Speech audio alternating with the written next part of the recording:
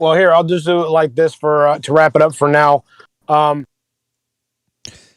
right, welcome everybody to another beatboxing podcast. Sorry about that. We just had to deal with some issues here in regards to the. So that's why no intro. Forget the other. Hey, wait a minute. Are we still on? Geez, Luis. Now it's telling me we're off the air. No, I think we're on the air. Jeez, Luis. All right. So sorry about that, fellas. This was quite the start to a podcast. But listen, we're going to be covering the Arthur Beterbiev Joe Smith Jr. fight that's going to be taking place. To make a long story short, because I tend to prevaricate, this is going to be an interesting fight on paper. But a lot of people feel like it's going to be a mismatch. And like Jimmy said, you hate to say it, but they could be. Now, I want to go back to Jimmy here because he was talking and apparently we were off the air. So, Jimmy, give us your thoughts, please, on what you think. Is this going to be a mismatch? All right, it has the potential to be a mismatch, and the reason why was like I was trying to say earlier. Joe, remember how he got his start in all this? The fight that put him on the map is when he was a cherry pick from Fanfara gone wrong. That's basically what it was. The 8 guys he fought prior to Fanfara had a combined 59 losses. Oh. So he was picked to make Fanfara look good because Fanfara was coming off the big win against Julio Cesar Chavez, which is the name, but the PBC was really getting behind him. The reason being because they were feeding him eventually to Adonis Stevenson. That was the plan. So they wanted to get a name, and they could sell this kid. Long Island, blue-collar worker. So, it's all there, right? So, but what does he do? The kid can crack. He puts out Fanfara in 2 rounds. And then he gets another lucky draw, which kind of was, a very, very well past his expiration date. Bernard Hopkins puts him through the ropes. So now his power was getting that, like it's in the stratosphere type power people are talking about. But at the end of the day, we always tend to, forget those little details. Like he literally was a cherry pick gone wrong. He was only brought into the PBC to fight Fanfara, just to look good, to get, beat up on, so Fanfara could, go into the next fight. So you just look at that, look at his career. There's a reason he can look like Wild Thing out there. You know what I mean? Like missing big. Sometimes his balance is off. The reason it can be a mismatch now is because Arthur Beterbiev, not just the fact he's got power, he is an extremely well-schooled, fundamentally sound boxer. Hands high, jab. He's very seldom off balance, punches hard with both hands. Is he a little chinny? I don't know. That's always been this thing everybody says about him. He pitches better than he catches. Okay, you guys stop saying but that. If you, well, I know, right? People, but it is true, right? So, but for that reason, yes. Put it this way, if Beterbiev wanted to, he could make this fight look easy, in my opinion. If he just wanted to box him, jab him, move, and not going for a kill, and to do that, he's going to have to put himself in the danger zone. But where he punches much straighter, much more accurate without having to load up. And just the one thing going against him, obviously, is the age. That's beneficial to Joe. But all the other factors in a boxing match, fundamentals. Well, that's what I wanted to ask you. That's what I wanted to ask you. When it comes to the punching power, that's really Smith Jr.'s ace in the hole. And I think that's, like you said, the PBC, when they brought him in, I don't think they expected that power to be real. Maybe they thought, okay, he looks good against people out there in upstate New York, whatever. But once he gets into the big leagues, that power is going to be a non-issue. It turned out that it was, and it's helped him out tremendously. Now, do you think this is a little bit like the Triple G Lemieux situation where you looked at Triple G getting tagged a little bit by Curtis Stevens and Monroe, and you thought, people in general thought, whoa, well, if Lemieux hits him, then it's gonna be, and then all of a sudden, boom, Golovkin fights much more carefully than usual and just ends up breaking him down. Do you think we could see something like that from Beterbiev? Oh, absolutely. It will be something like that. Not to that extent where he'll just blister his face up the whole night with jabs, but he will fight more cautious, I bet, than we've seen him fight in a while. Because Joe does have legit power. He's a big, strong kid. It's just that he throws that big right hand is like most dudes you'd see out at a bar where ex-boxers hang around. You know what I mean? Just it's not so fundamentally sound. Where someone like Beterbiev, once he gets his timing and his speed down, it'll be a complete. Beterbiev would have to really be a donkey. Really make a stupid mistake to get caught. That's how much more schooled and fundamentally sound Beterbiev is than Smith. Chief, what do you think about what Jimmy said? Anything you want to add? Jimmy's really spot on a lot of stuff that he says, but counterpoints can always be made to everything. So how old is Beterbiev now with these fighting almost once a year? Is the ring rust going to catch up to him? Is Joe Smith, because we've heard this saying before that when a fighter, especially like someone considered a club fighter, wins a title, how much better do they become? And even though he's lost to Bivol, he has gotten better since the club days of what he started out as. I don't know if it's enough to make a difference to someone like Beterbiev, who I think is going to want to prove a point, because this is a unification bout. This isn't Joe Smith, the undefeated contender, or the one-loss contender. I don't remember his record right now, but I think he lost to Bivol, so he's got at least one loss. But this is a unification fight. And with everybody going for undisputed to try and prove their greatness, this is another step forward for Beterbiev to cement himself as the best of his time. So I know he's going to be focused, but he takes almost a year off every time, especially because he, I don't know how to say the Muslim holiday, but was it called Ramadan? It's not important. For us Christians. Well, it is important, but it is important because that's why he fights himself. I'm kidding, yeah. Sorry, all right. I fall for your jokes all the time. What can I say? I'm gullible. Anyway, back to boxing. He's a Muslim? Yeah. Beterbiev is a Muslim? I didn't know that. Beterbiev is Muslim, yeah. And he takes Ramadan very seriously, which is why during this time of year he can't fight, because he's going to give himself 3 straight months to prepare for a fight. Well, in doing so, and you got to fast for, all during daylight hours for I don't know how long, because I'm not. Please forgive me for not being well versed in the customs, but I just know that he wants to be 100% when he's training. So he does not train during Ramadan. That being said, that takes away for a decent amount of time for him to be trained during the year. So he usually fights maybe twice at most. Most fighters do that anyway, but he's been down to like almost once a year for most of his career.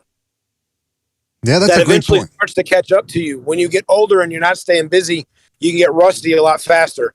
And Joe Smith could possibly capitalize on this. But when you have a fighter as skilled, with a long amateur pedigree, the kind of power that Beterbiev's got, and the focus he should be bringing into this on a unification fight to cement his legacy, I think Joe Smith's got a big, big ladder to climb, and it's not likely he's going to hit every step on the way to the top.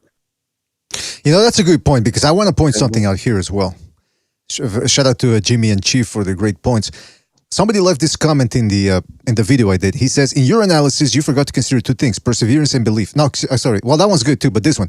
Joe Smith Jr. has never fought anybody with the grinding physicality of Beterbiev. If you watched the Vlasov fight, Smith was wearing the damage. Beterbiev is a much better Vlasov on steroids. Round 10 stoppage for Beterbiev might be a corner stoppage. And I want to point out that I started reading a little, because I've heard the stories at the Montreal's gyms with Beterbiev. Now, you're going to take them with a grain of salt, right? Whenever we hear these type of stories, I mean, we've heard about how Tommy Hearns used to kick the shit out of people in the gym. We used to hear the same stories about Golovkin, how he had to spar with 20-ounce gloves. He could only spar heavyweights because everyone else couldn't take his power. And it's almost the same thing with Beterbiev. You hear stories about sparring partners quitting and going home because they can't take it. You got a guy like Lionel Thompson, who's a good journeyman, durable. And in a Fight Hive video, he said that Beterbiev hits harder than a car. And by the way, I think Lionel Thompson was actually hit by a car. So he knows what it is to be hit like by a car and by Beterbiev. Now, again, guys, what do you think? Are these things that the people are saying just to prop Beterbiev up, or does his performances in the ring reflect that? After you go first, Jimmy, go ahead. No, go, Jimmy. I was gonna say, he definitely cracks. That kid absolutely cracks hard. You can just see it in the reaction when people hit him. No matter where just watch the way people react to his punches. Even if you go, the goal stack, I can't always butcher that kid's name, but just the way he would react to some of the punches, like that kid really cracks hard. And I was going to say too, Smith did fight somebody who does hit hard, but just is very prodding and slow, was Sullivan Barrera, and he lost a unanimous decision to him. That hasn't aged well at all, because Barrera's gone, he's lost, he just got blown out by the Mexican kid that Top Rank cut at 168. So, you know what I mean? And, but yeah, so in fact, I think he broke Joe Smith's jaw, and that was the fight right after the B-Hop fight. So that's when he took. Remember, he kind of took his stock, took a dive at that point. But again, I agree with everything that Chief said. He's got a big ladder to climb. Chief, you go, bro. Am I on? Okay, yeah, I'm on. So, 2 words: Javoris Cloud. In like his 6th pro fight, somewhere between 6th and 9th pro fight, a guy that went the distance with Bernard Hopkins, Beterbiev took out in 2 rounds. Former world champion. I don't care how long of an amateur career you have, that early in your career to be able to have that kind of power that early against that kind of class of fighter, you're not a regular puncher. You're world class level at that level. Yeah, that's the thing about Beterbiev too. Okay, he's a little long in the tooth right now, but when he was an amateur, some of that stuff can translate into the pros, and we were seeing it now. This guy made Kovalev look ordinary in the amateurs, so to the point where the Russian Federation was ignoring him, and Beterbiev was their darling. He also beat Gvozdyk in the amateurs. I think he beat Usyk in the amateurs and then lost to him in a very close contest in the Olympics. So this is a guy that knows what he's doing. He's not just a puncher. And everyone says that, like Lionel Thompson said, sparring him was one of the worst experiences of his life. He says this guy hits hard in the arms, like everywhere, you feel it. And you know what? The Marcus Brown win is an underrated win for me, for Beterbiev. He outboxed, look, beyond the flash, Marcus Brown has a lot of deficiencies. And they're being exploited, but nobody did it quite like Artur Beterbiev. This guy just butchered him to the point where if they didn't stop the fight, Marcus Brown, he was relegated to standing on the ropes and trying to catch Beterbiev with something. I mean, that's how he neutralized the slick American style of boxing. So, would you guys agree that Joe Smith has to fucking just trade with him? Because if he just steps back, he's gonna get eaten up.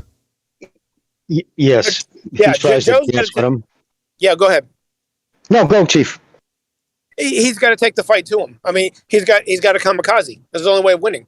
If he tries to do anything else, Beterbiev will just bust him up until it'll be a simple, it'll be a mathematical equation of how many punches you're going to take, because you're not going.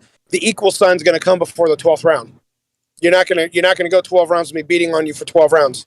So, in my opinion, and I'm not the smartest guy in the world, I think that kamikaze is the only way for Smith to try to win this fight.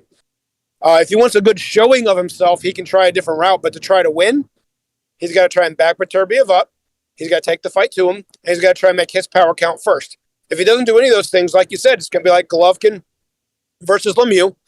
And the cream's going to rise to the top. Yeah, absolutely. And I want to add something to that, too, if I could. Marvin Hagler, I believe it was Marvin who taught Mickey this back in the day.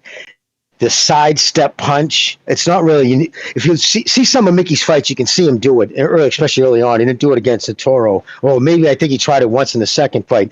But what he does is, as he's like you're facing as an orthodox fighter, as you take a full step to the left, right, with your left foot, instead of stepping in, you're stepping left. And as you're stepping left, you bring your right hand in behind it, like you drag it. You know what I mean? It's like a drag punch, so you don't see it coming. And Mickey used to do it against guys who were real slick, because he knew he didn't have the foot speed to keep up against a guy who's going to dance and jab at him all night. And especially in the amateurs, he used to catch dudes with that shot all the time, because it's not something you expect. If I was training Joe, I would have an arsenal full of things like that.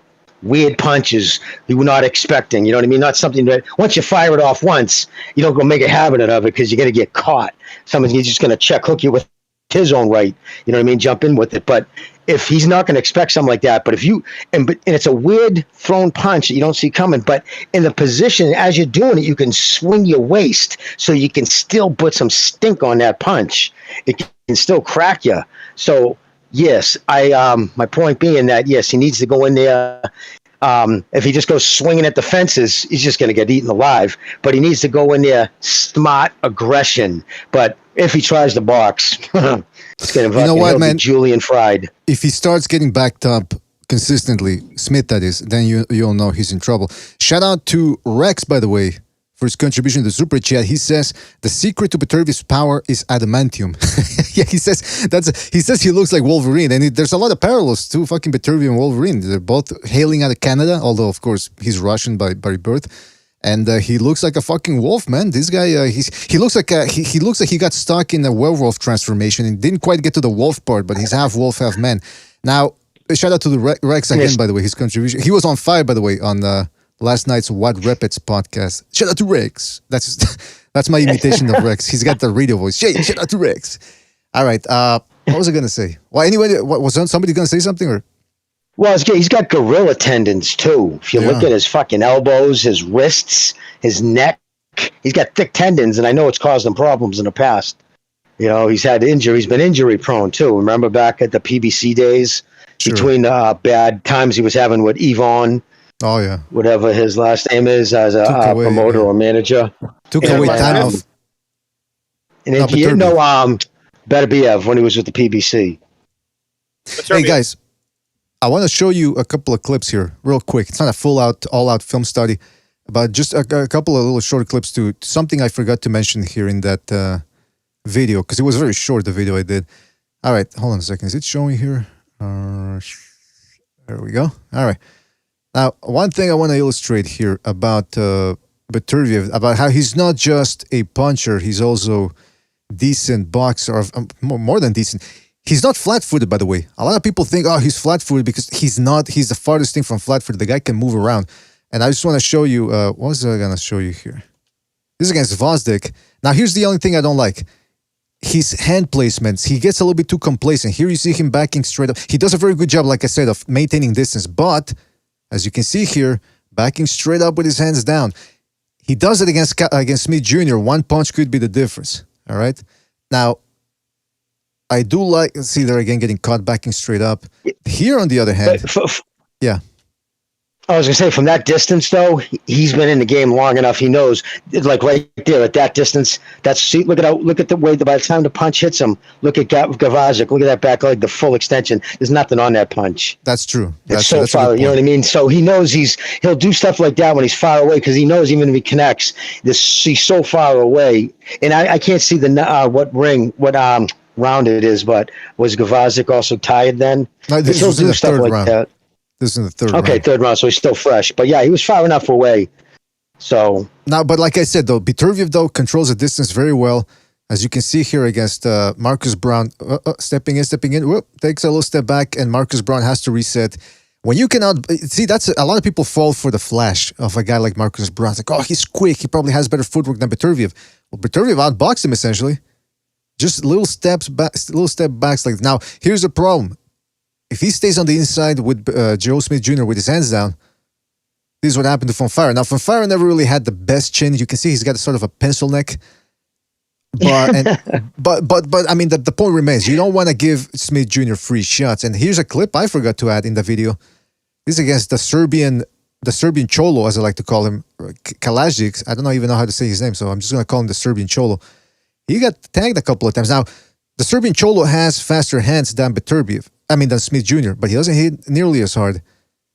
So I'm curious to see if Joe Smith... But again, like you guys said, he's probably going to start fighting... by the way, this is when he got dropped by Greg Page. But the reason why he got dropped, and again, I'm not making an excuse for him, it was a legitimate knockdown, but if you can see here, he's getting pushed back, so his weight's on the back. And look at his feet. They're parallel there. His legs are crossed. Exactly. They're parallel here, and then they cross here, and then the punch comes. So it was a legitimate knockdown. It was his fault he was out of position, but the only legitimate knockdown I've seen against him was against Callum Johnson. And here she's just butchering. This is the last thing you want to do, by the way, against Beterbiev. Just stand in front of him. At this point, Marcus Brown was out of ideas, and that's all she wrote. So, guys, again, are things looking dreary then for Smith Jr.? Is he going to catch a beating?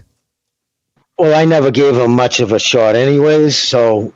Yeah, me either. I never wanted this fight I kind of did want this fight to happen, that if he won it, I wanted him prior to the Bivol fight to be able to cash in against Canelo, because everybody wants to see the blue-collar guy, come out good financially.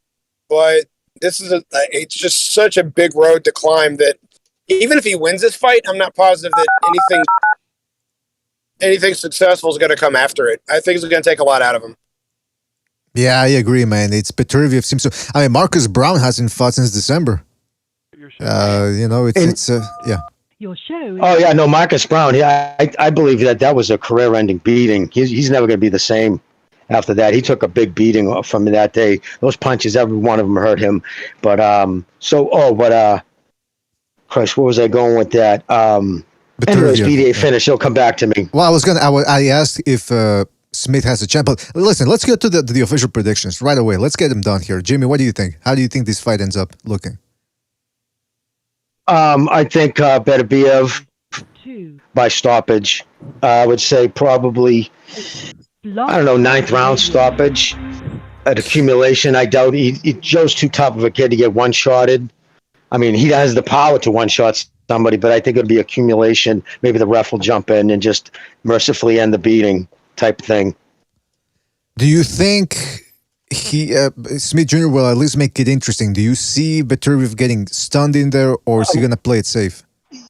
Well, he makes, anytime you got somebody with that power, that's always the key, right? It's what makes it interesting. If Joe Smith couldn't punch, nobody would even care about this fight. But now let's be honest, too, another thing. If you look at it as a boxing fan's point of view, I'll be selfish and say I don't want Smith to win, too, because I don't want to see, I mean, then it's okay, he wins, right? He becomes the 3 belt, and now he wants to unify. Who does he have to fight?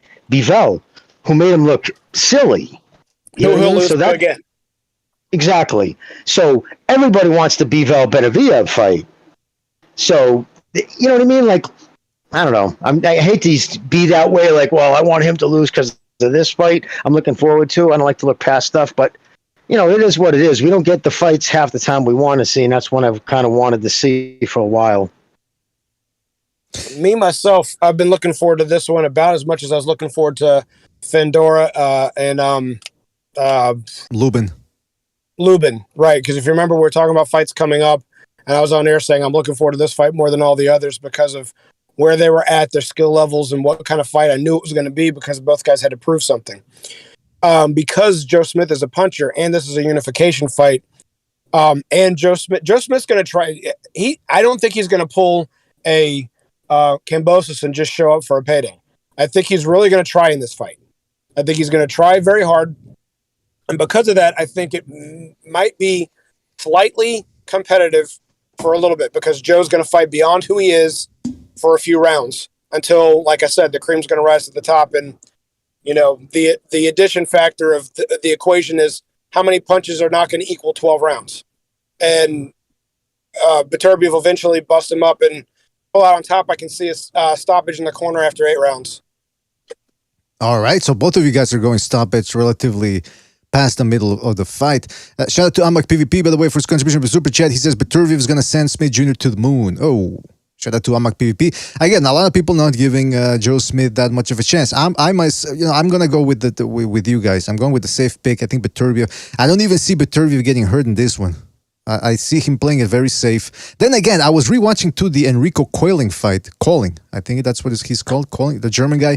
That was a fight that I was highly unimpressed by with Beterbiev. Now in hindsight, I'm rewatching and I'm thinking, all right, he showed that a lot of patience. Almost went the full distance with the guy. But I ended up stopping him. And Koehling was a very hard, strong fighter. What I meant to say was that he had a good guard. And Beterbiev just showed you that he can break a guy down. So if Smith Jr. just puts his guard up and thinks he's going to be safe, he's going to get outpointed either way if he just does that. So I don't know, man. I'm curious to hear what other people in the chat have to say. Here's the thing, though. I'm looking. He was it in Germany when he fought that guy too? No, I think that was U.S. or Canada, one of those. Okay, places. Yeah. Because when he's fought overseas, he's not been as impressive. Like it's almost like he's more complacent. The German crowd is very, very subdued. Some guys maybe need a lively crowd. Maybe I don't know, but he doesn't seem to fight as well. That's all. Yeah, his before last fight, he fought Adam Danis, another German. I think he fought him in Russia. And again, that one was, you're watching and you go, well, what's this? He's very patient. But it seems to work for him because he ends up taking everyone out. He's never gone the distance, this guy. 17 wins, 17 knockouts. He's the real boogeyman, by the way. A lot of people say that about Shakur Stevenson and Devin Haney. Well, they're the boogeyman. Nobody wants to fight them.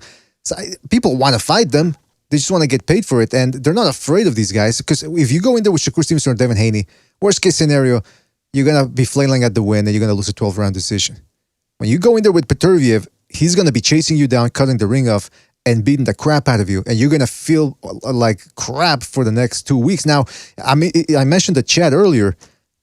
I don't see a lot of the people, when Shakur Stevenson and Devin Haney won, I saw a lot of people saying, you guys mad because the Afro-American won. Where are the Afro-Americans now? They're not even here. That just goes to show you, if it ain't black for them, it ain't right.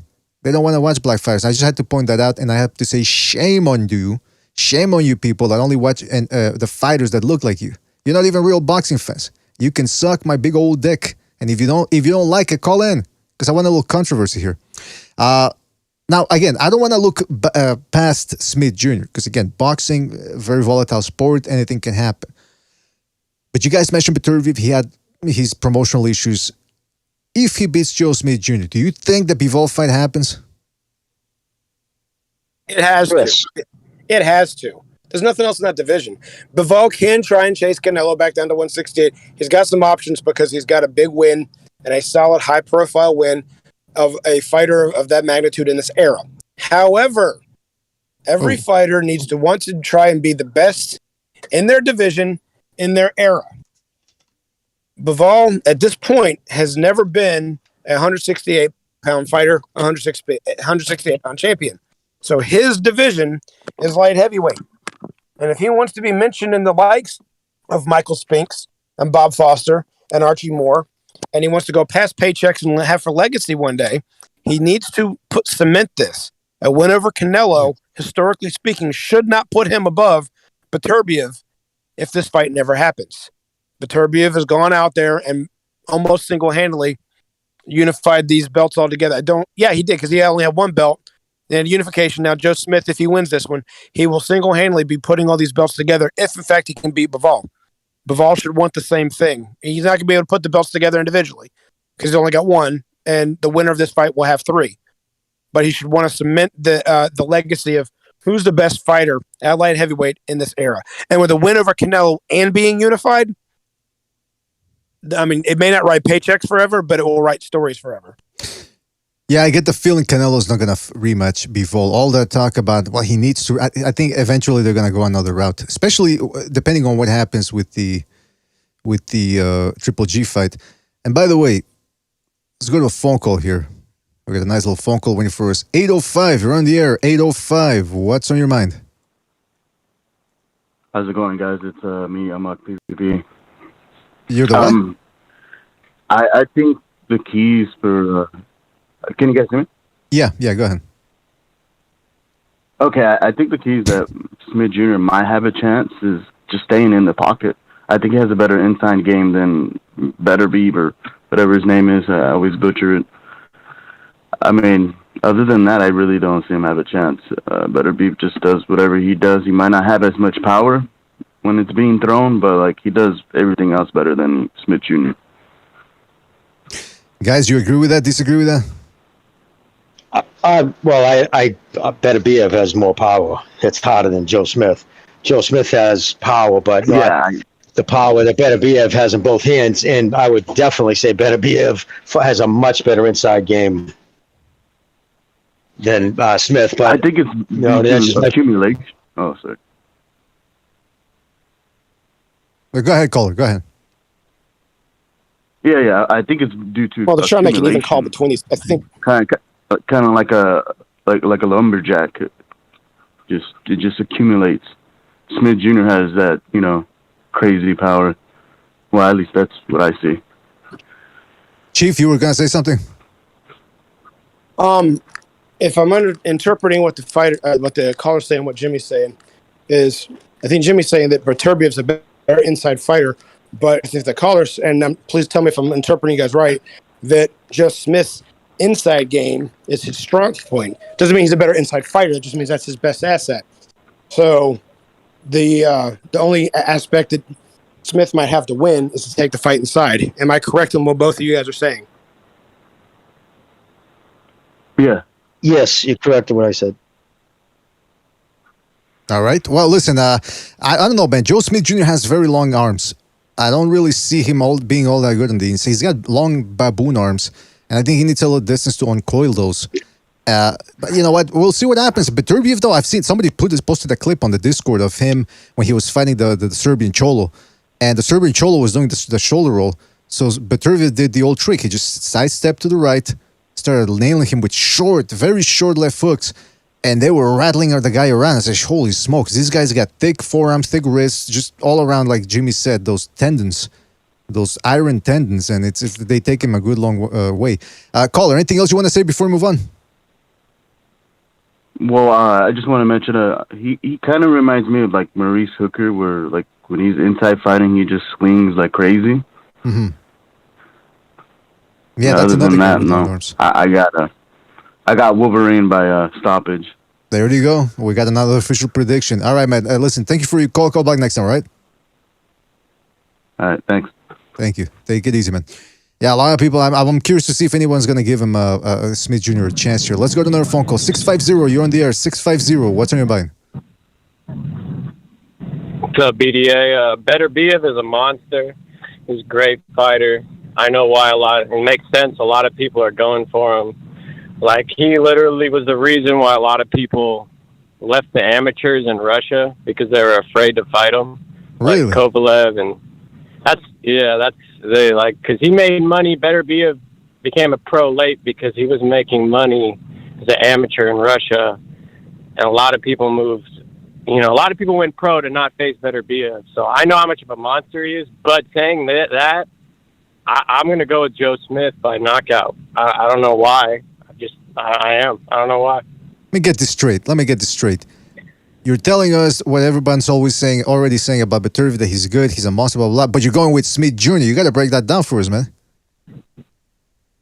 Well, I just think I think the size is going to be a problem for Beterbiev. Beterbiev is a thick, strong dude, but I think he's honestly a natural 168-pounder. I don't think he's a natural 175-pounder. I think the long arms, like you said, of Smith, I just think he's going to be a lot more patient, and I think that patience might fuck him in the end. And I think Joe Smith does have power. I just think it's actually kind of a bad fight for Beterbiev. When's the last time you saw someone go forward against Beterbiev? I don't think I've ever seen it. I know Joe Smith is going to, and Joe Smith is the bigger guy. I mean, I know I'm in the small percentile that thinks that's going to happen, and I'm probably going to be wrong, but I'm going to look damn good if I'm right.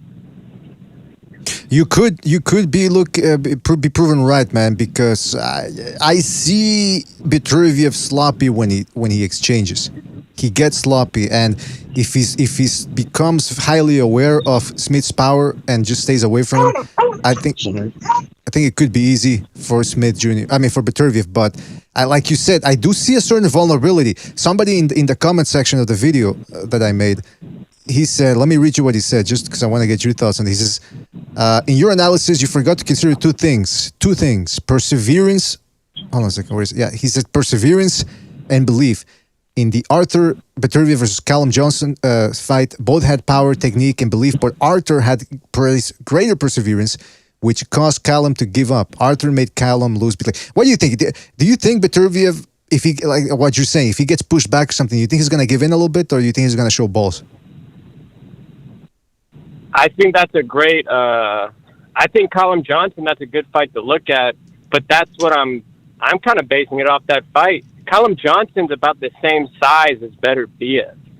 Joe Smith is huge, dude.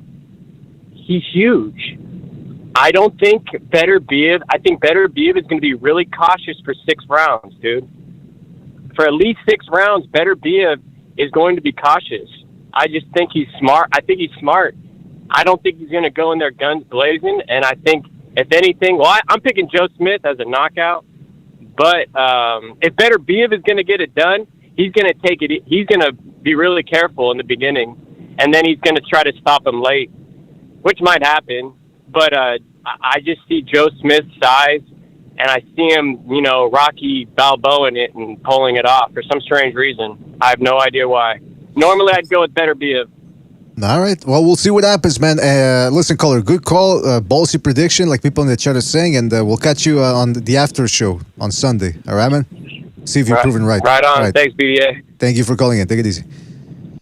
Well, Jimmy, we've finally got somebody that could that picked Smith Jr. Well, what do you think? I mean, if you were in Smith Jr.'s corner, what would you tell him? Would you be honest with him and tell him? Oh, shit. Fucking Jimmy's got his dogs in the background there. Derek Clark says, a modern-day Cinderella man?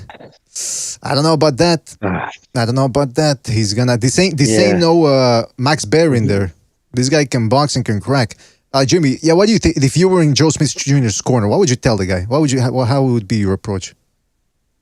Like I said, I would... I've been working on punches that he hasn't seen me do on tape yet, because I'm going to be looking at his video. He's kind of he does the same stuff a lot, but I would just work on, because he hasn't fought, like you could actually teach him stuff because he's not already so molded the way Beterbiev is. But yeah, no, he needs to try some awkward punches that he's not going to expect coming. You know what I mean? Left uppercut, just from weird angles. Just do stuff that he's not going to expect, because if he goes in, tries to box him, he's going to get outboxed. And I think the call who just called, props on him for going for the underdog. But it was kind of funny when he said, "Oh, I think the Beterbiev will beat him. I don't see how he could do it, but if he wins, I'm going to look good." I mean, hey, listen, you look good if you explain why the guy's going to do it. You know what I mean?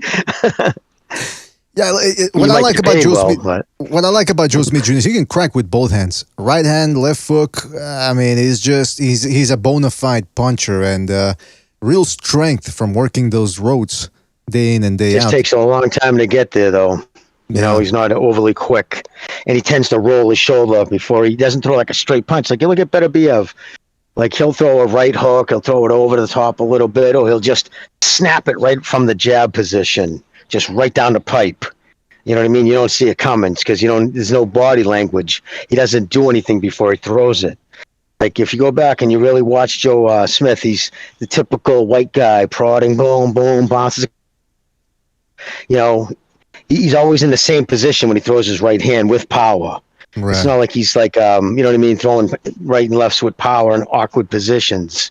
Like I said, he needs just to keep him off balance, and you can't let him get in a groove. If he lets Beterbiev get in a groove, and another thing, by doing awkward stuff, trying to change it up, it makes it harder to read his timing or get his rhythm down if he's doing stuff that doesn't. Because that's the key to it too. If he gets his rhythm and timing down early, he's just going to pick him apart until, like I said, eventually, I think it'll be a mercy stopping. Because I don't think Joe Smith, he's a tough kid.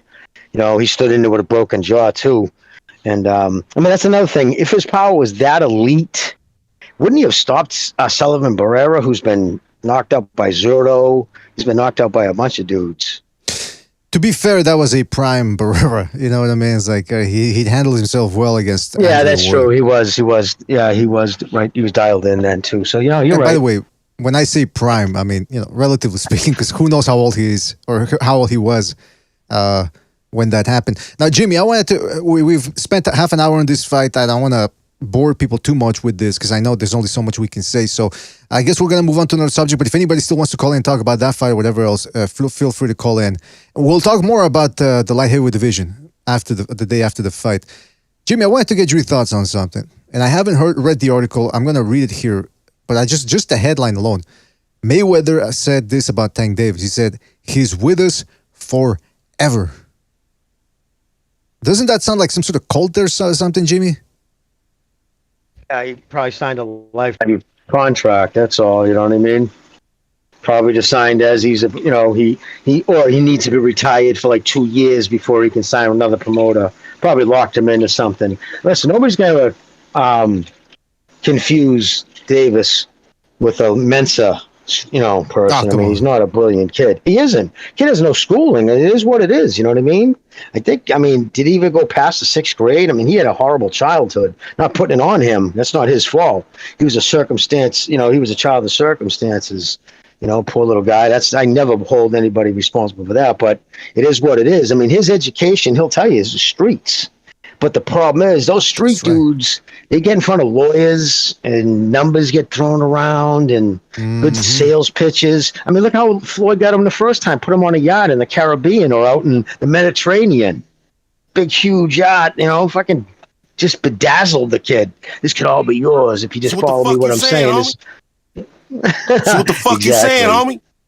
I mean, you're right, man. You're absolutely... Keep going, Jimmy. I'm curious to hear your thoughts on this. So you're saying he's being bamboozled here? Well, yeah, it's not. And then Heyman, he hands out those fucking contracts. They look like Bibles. You know what I mean? It's all kinds of non-disclosure. And if you make X amount of dollars, you're automatically it extends your contract. Keith Thurman found that out. He was looking to bounce it. His own rumors had it. Remember, it was even made the press a little bit. But it's always hard because they can't talk about it because a part of that contract, they cannot say anything negative about Al Heyman. Brown is the one who does it the most. He tiptoes around it, and he always says, I know I'm going to get a call from Al. I'm going to get a call, so he knows, and he talks shit about, his getting his money deferred or whatnot. And because of that, these guys get themselves under. But to me, so bad enough, dude, that you're performing on the periphery of the sport, on the outside. You're not even competing. All you do is you tie your name to these legitimate champions who are fucking putting their balls on the line against other top guys like Haney. Call him boring all you want, right? People say whatever. Still got on a plane, got his fucking passport punched, and he did what he had to do. He did the damn thing and won all the belts. You think Davis would have done that? Or Floyd would have done that with him? No fucking way. But he'll tie his name to him. He'll start dropping Haney's name and then fight another in-house guy from the PBC.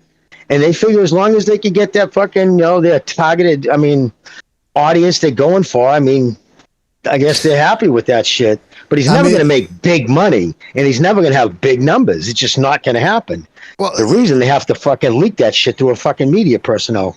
What's that? John Gonzalez in the chat says he got buck broken. Listen, you look again, people are going to say, oh, God, you guys are always with the gay jokes. I mean, it's not a joke. You see how he acts around Adrian Broner. You see how Mayweather dresses. You don't think there's some sort of a sexual manipulation going on in that organization? And here's the thing. Now, Steve Kim said, hey, listen, based on the opposition he's fought, they've actually done a good job with Tank, getting him paid for fighting subpar opposition, which is true. But like we've said before, if you take that into consideration, then you also look at it and go, well, wait a minute, then that means he would make more money fighting top opposition, meaning they're leaving a whole bunch of money on the table. Is that good promotion, Jimmy? Is that the Mayweather promotional machine? Well, I don't agree. I don't think so. I agree with what Steve said. They're getting him paid well for what he's fighting. Yeah. But that doesn't mean. They turned down 5 to 7 million guaranteed back when the DAZN was throwing around money to fight Tevin Farmer. The most he's made on paper guaranteed was $1 million. The rest was on back end of the pay-per-views, and nobody really knows what that is. That the fucking Cruise one didn't sell at all. So who knows? But no, he's getting a fraction of what he'd get paid if he was fighting Haney or fighting Teofimo Lopez, a fraction. But they don't want to lose promotional rights on it, because if they lose promotional rights, Al Heyman doesn't get 15% of both fighters' purse. You have to fly under the PBC banner. You have to sign a contract, even if it's a one-off, because then Al will get his 15% of your cut, and what's the reason why everything's in-house there. And if it's not in-house, if you have an outside come in, they still have to go under contract. It wasn't like they just told Canelo, just come in and fight under PBC banner. It was, you need to sign a contract. Why do you think that was? Did they, just because they wanted to have T-shirts that said Canelo's a PBC fighter? No, because Heyman was going to get a 15% of that $35 million. Nobody brings up Canelo more than Tank Davis and Floyd Mayweather. Those guys, Mayweather's still living off that win against a 23-year-old wagering Canelo, and Tank Davis wants to beat Canelo. He wants to beat the Afro-American. He's never going to be anywhere near there. Hey, by the way, man, never going to do the numbers. Here's what he said, Mayweather's. He was very cryptic about his comments because, again, he's trying to celebrate his Hall of Fame induction, and this is what he had to say. I'm not here to talk about Tank. He's a hell of a fighter. That's how you know he really said that. That's really Mayweather, because he's a hell of a fighter. Hell of a competitor. And then he said, he's with us forever. I like Tank. I love Tank. And he loves me. And we have a great relationship, and we're very, very, very happy. I got to tell you, Jimmy, I don't know what's he's doing to poor Tank. I mean, it seems to me like there's some fishy stuff going on there. So it was a scam. So basically, you knew that fucking opponent, Rolly Romero, seriously should have been on the Olympic team. It's just god awful. I finally watched the whole fight. Like, oh my God, Rolly's horrible. Like, horrible. It's shocking. It took him 6 rounds to bang that half-wit out. But so that whole, the controversy about leaving was all just made up. So he's a fraud on top of a fucking dude competing on the outside of the sport. A glory chasing fraud, and I have no use. I'll never watch one of his fights. I'll never give my money to watch one of his fights until he becomes serious. But that's just me. Can I just say one thing too, real quick about I'm gonna shit on a white guy now. Klitschko. Well, Klitschko, what he said at his Hall of Fame inductee speech about Roy Jones was just, I can personally think way off base. What did he say? You gotta fill us in. Oh, sorry. Oh, yeah, that's pretty much just broke, huh? So during his Hall of Fame speech, he did a video from the woods of Kyiv, or whatever they say it now. Transylvania. And he actually called him out by name, Roy Jones, for going through the Crimea, the occupied territory, the new territory, and just basically shat on him for fucking supporting Russia. Oh, yeah, dude. In his Hall of Fame speech, he shit on Roy Jones Jr. Whoa. And I'm just like, that's just like, dude, really? Really? And of course, everybody on Twitter get on there. Well, you blame him? Fucking Roy supporting genocide. I'm like, okay, so now it's the Russians. Whatever. It's just, keep drinking the Kool-Aids, dummy. You know what I mean? Like, it's just whatever. I don't even want to go the political route because that's a hellhole. But I just thought that was low rent to name him. Like, that's not the place to do it. And some people say, well, that's his platform. No, his platform of being a professional fighter is get in front of the news cameras. Talk about the news. Talk about that to the news. Don't bring it into the sacred ground with like the camaraderie of that's all you guys have is the boxing. Stop bringing politics into Canastota. I just thought it was low rent and way off base. That's just my opinion. I don't care what anybody else thinks. Bucho believes that you should stay on code and that you're betraying the Aryan vanguard by going against your white brother. But I guess, listen, Jimmy doesn't care about that type of stuff. By the way, Triple JJJ, shout out to Triple JJJ, says, I'm sick of hearing this. Smith is a blue-collar guy, such a nice guy. I hope he gets cracked and takes a forever nap. Well, that's Triple JJJ, the contrarian. No, but Jimmy, I got a clip here. Ah, shit. Okay, I want to comment based on what you say, because apparently Roy Jones replied to Klitschko's comments. I want to hear what he had to say. Short clip, yeah. Before we go to that, let's go to a phone call here. Let's go to 731. 731, you're on the air. 731, what's on your mind? What's up, man? How y'all doing? Doing fantastic. Hope you're doing well as well, man. What's up? Oh, man, I just wanted to kind of talk about the fight, man, the Joe Smith and the Beterbiev fight, man. I just want to say I've been a fan of Joe Smith since he knocked out Funfar. I've been a pretty big fan. And I believe a lot of people are underestimating him in this fight and what he could do to Beterbiev. I really do believe that, man. And I think people see the way Beterbiev destroys everyone. And, man, I don't think that he's going to be able to do Joe Smith like that. I just don't see it happening. I'm not saying Joe Smith is the best fighter. We're nowhere near that. No, that's not what I'm saying at all. But what I'm saying is, based on their styles, I just don't think that he's going to do that to him.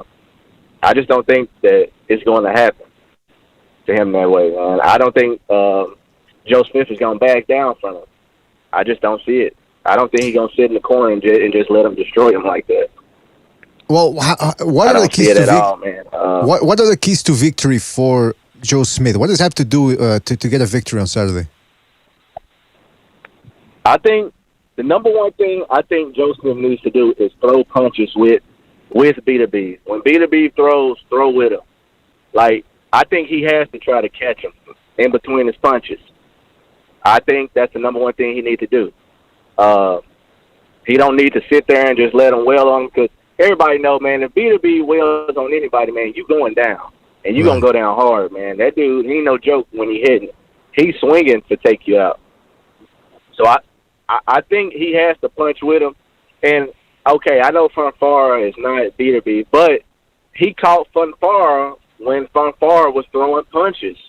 Like, I think he has to catch him in between his punches. I agree. think that's the best chance he got, man. He can't be afraid to throw with him. Because he's definitely got to throw with him. But Fonfara also threw kind of hooky punches, whereas Beterbiev throws very straight. Yeah. So Smith throws kind of more of a hook. He doesn't throw really too straight of a right, if I remember correctly. Yeah. So he's gonna have to do it in an angle too. Now I will say this. Right. I will say this. I agree with the caller. I think that's why Beterbiev is gonna avoid punching with Smith, if indeed he studied Smith, because really that's Joe Smith's best shot. And Beterbiev, like I showed in that video, when he punches, he doesn't move the head all that much. He doesn't keep his hands up all that much either. So, but I do think this time he's gonna be a little bit more responsible and watch out for the power. So, but caller, what's your official prediction then?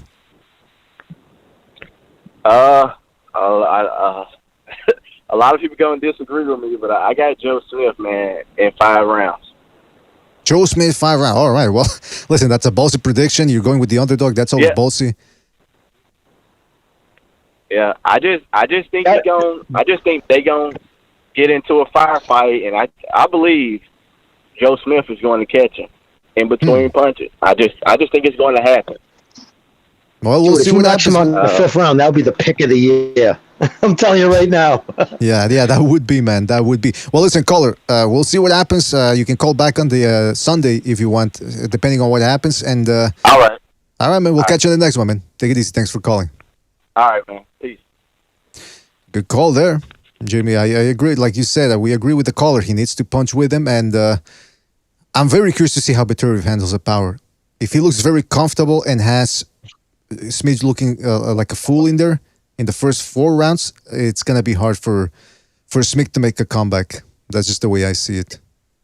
And remember, again, very important, he is 40, and the thing is, with that age, it's very seldom happens slightly over a few fights. When you go off a cliff, when you fight into your years past most people fight, it's never somebody like, oh, I think I've seen a little slippage. It's like they get in there like Pacquiao against Ugas, and you rarely saw it.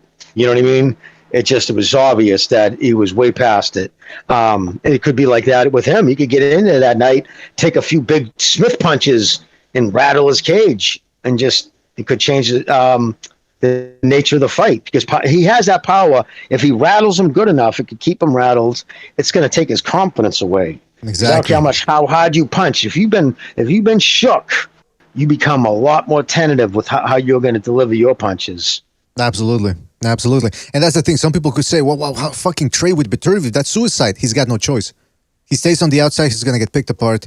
And if he doesn't trade with him, if he trades with him, he might get caught. But like I said, he's got no choice. What's he going to do? Just stand back there and do whatever, What the fuck is this intro?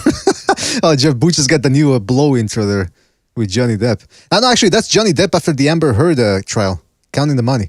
Shout out to Black Cat for his contribution with the super chat. He says, Beterbiev has looked sluggish since the post-2019 layoff. Not the same fighter we saw against Gvozdyk. That could be. That's what Jimmy just said. 37 years old. He's no spring chicken. He's had inactivity, which is what Chief also pointed out. I mean, we'll see what happens once they're in the ring. Maybe he can go 12 rounds. But he looked pretty good against Brown. He didn't look that old. That's true. Again, we'll have to see what happens, man. So shout out to Black Cat 997. That's a cool name, by the way. Black Cat 997. Sounds like some sort of a rock album from the early 90s.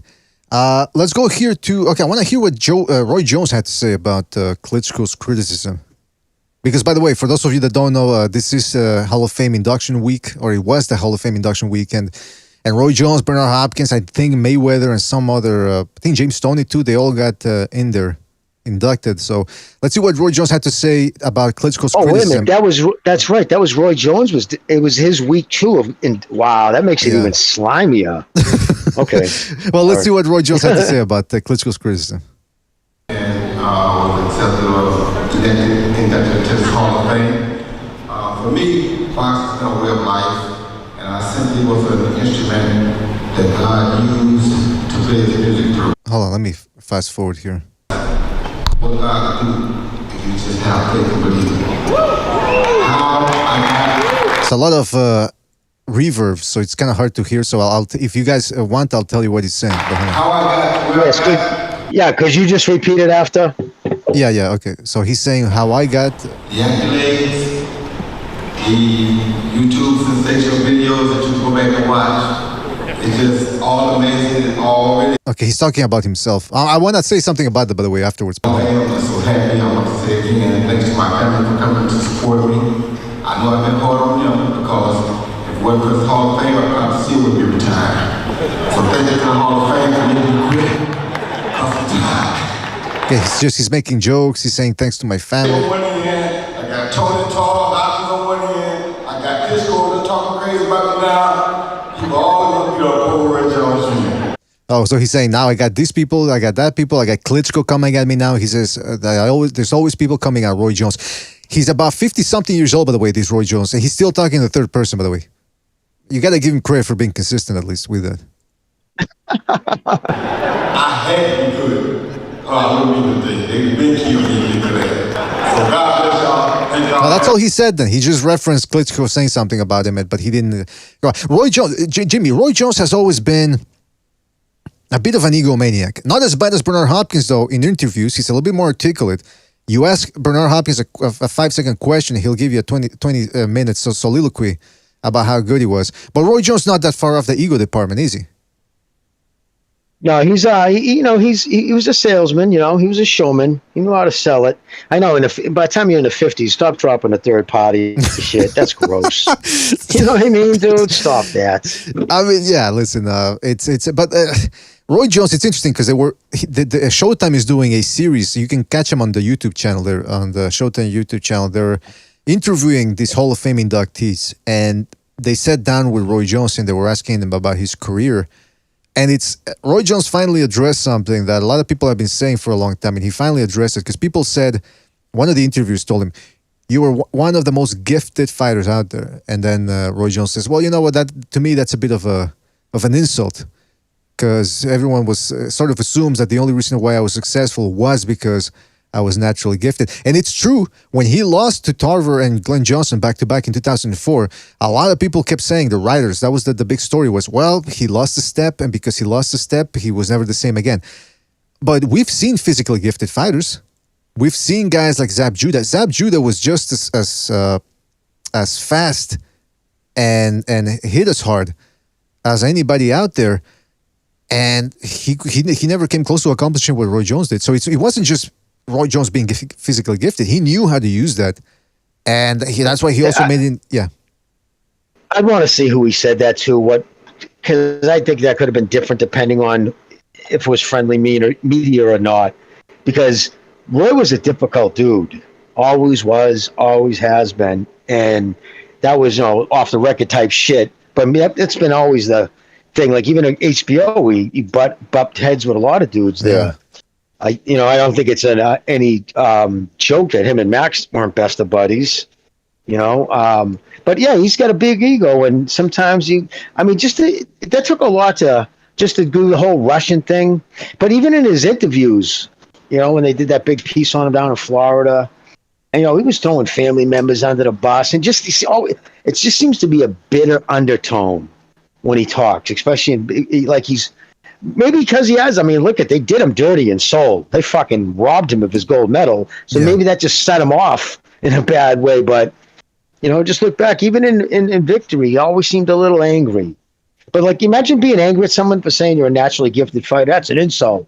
I get where he's coming from, though, because you got to remember the context. People have been saying it. I'm telling you, people were saying it in 2004 when he lost back-to-back fights. The only reason why he's losing is because he was relying on his gifts, and once those were gone, he was a horrible fighter. Well, that's not true. He had a good IQ. His style was unorthodox. I would never teach a fighter to fight like him, but he knew what he was doing in there. That's what I'm trying to get at.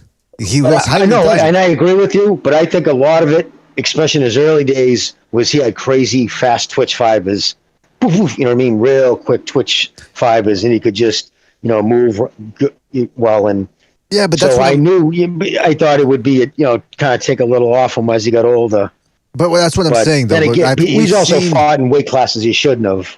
Look, we saw gifted fight. We've seen gifted fighters. We've seen Amir Khan, Zab Judah, Meldrick Taylor. Those are very explosive, very fast.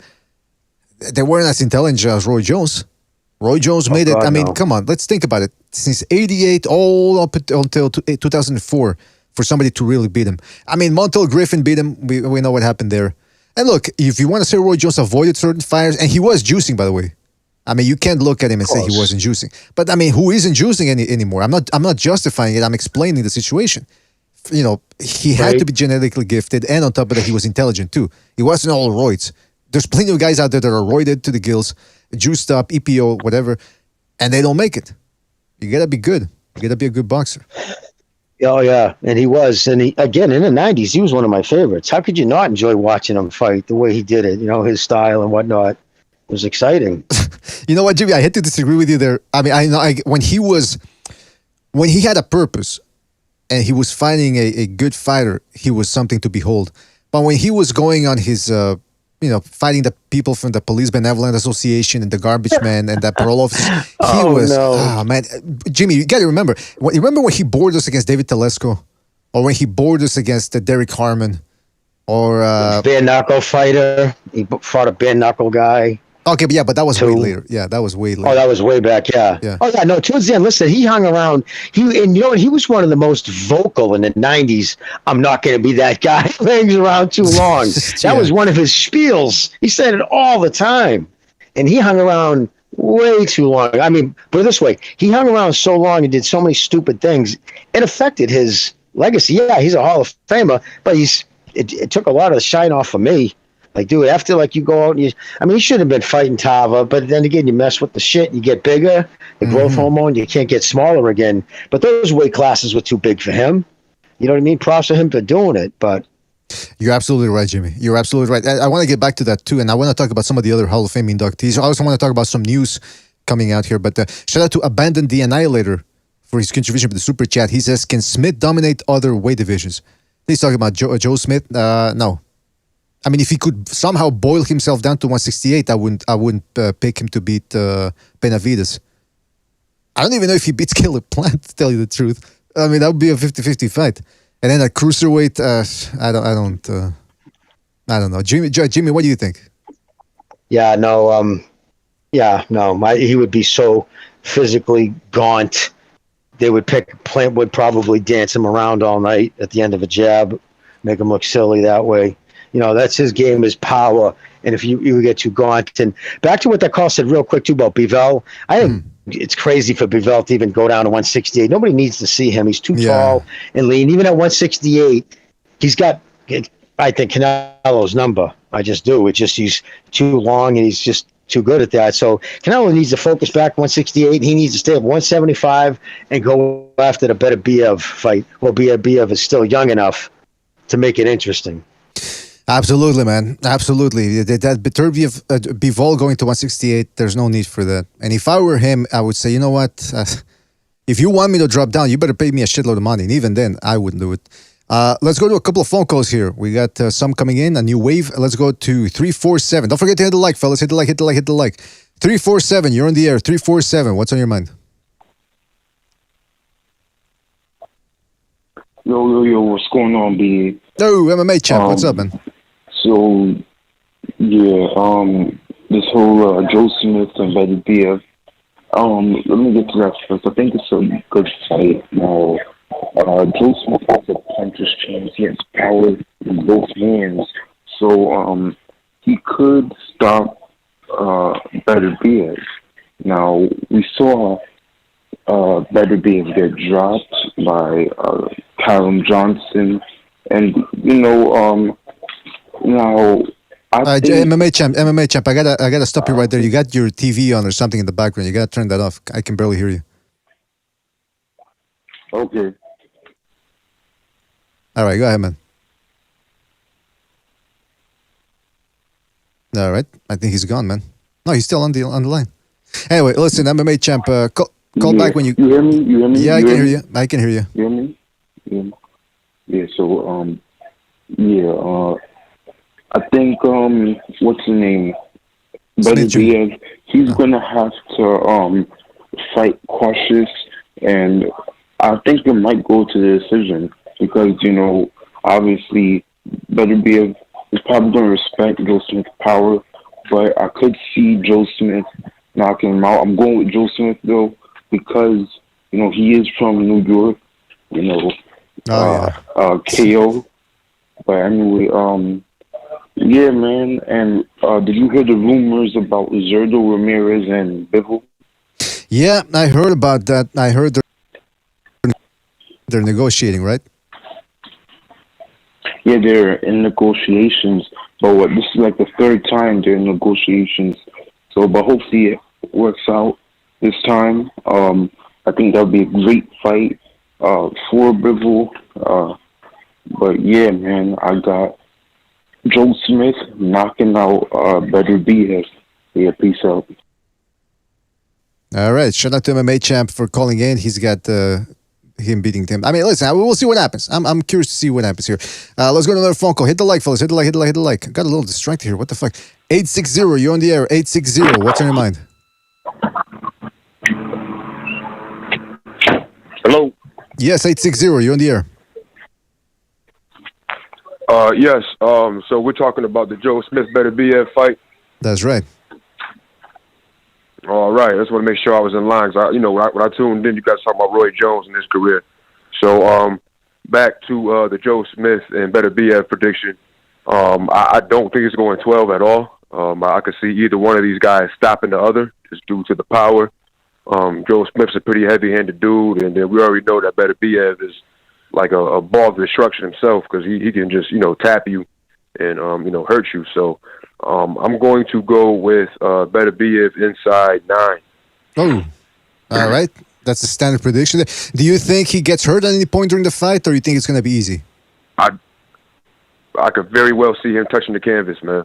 Oh, well, there very you go. Well see him touching the canvas. He's going to touch the canvas, and I think he's a gritty champion. Those people over there in Russia, man, they're hard body, man, hard nosed dude, man. So I think he's going to get off that canvas and beat the brakes off of Joe Smith. Well, we'll see what happens, man. If he does win, do you see him fighting Bivol anytime soon? Do you think that fight happens? I think that's a good question, man, because we got to see what happens with GGG and Canelo. I think that's going to determine a lot. Like, what if GGG beats Canelo? Then we know that the Canelo rematch for Bivol is probably going to be up in smoke, and then that'll put us in line to get unification for undisputed at 175 with Bivol and Beterbiev. That would be dope. I do think that I would love to see that at a Zerto fight. And I also heard rumors about Buatsi getting a fight with Bivol before Zerto as well. So I don't know if anybody's heard that. Have you guys heard that?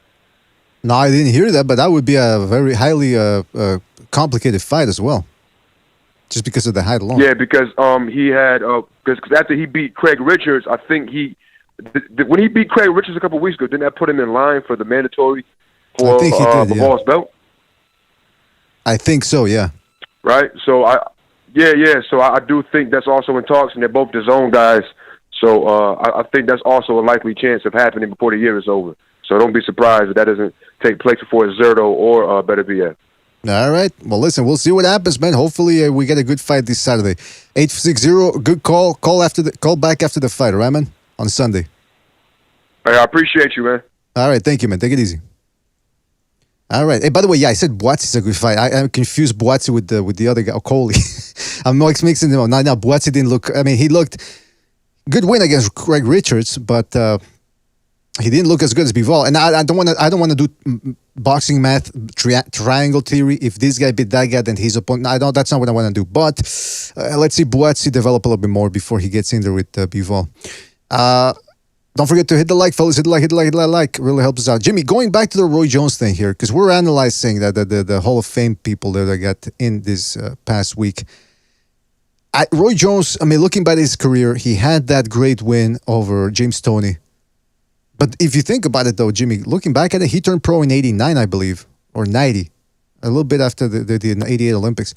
Took him about 5 years, if I'm correct, before he got that big win, which nowadays everything's got to be fast, especially with these Eastern Europeans, these Cubans. Everyone wants to get a title before their 10th fight.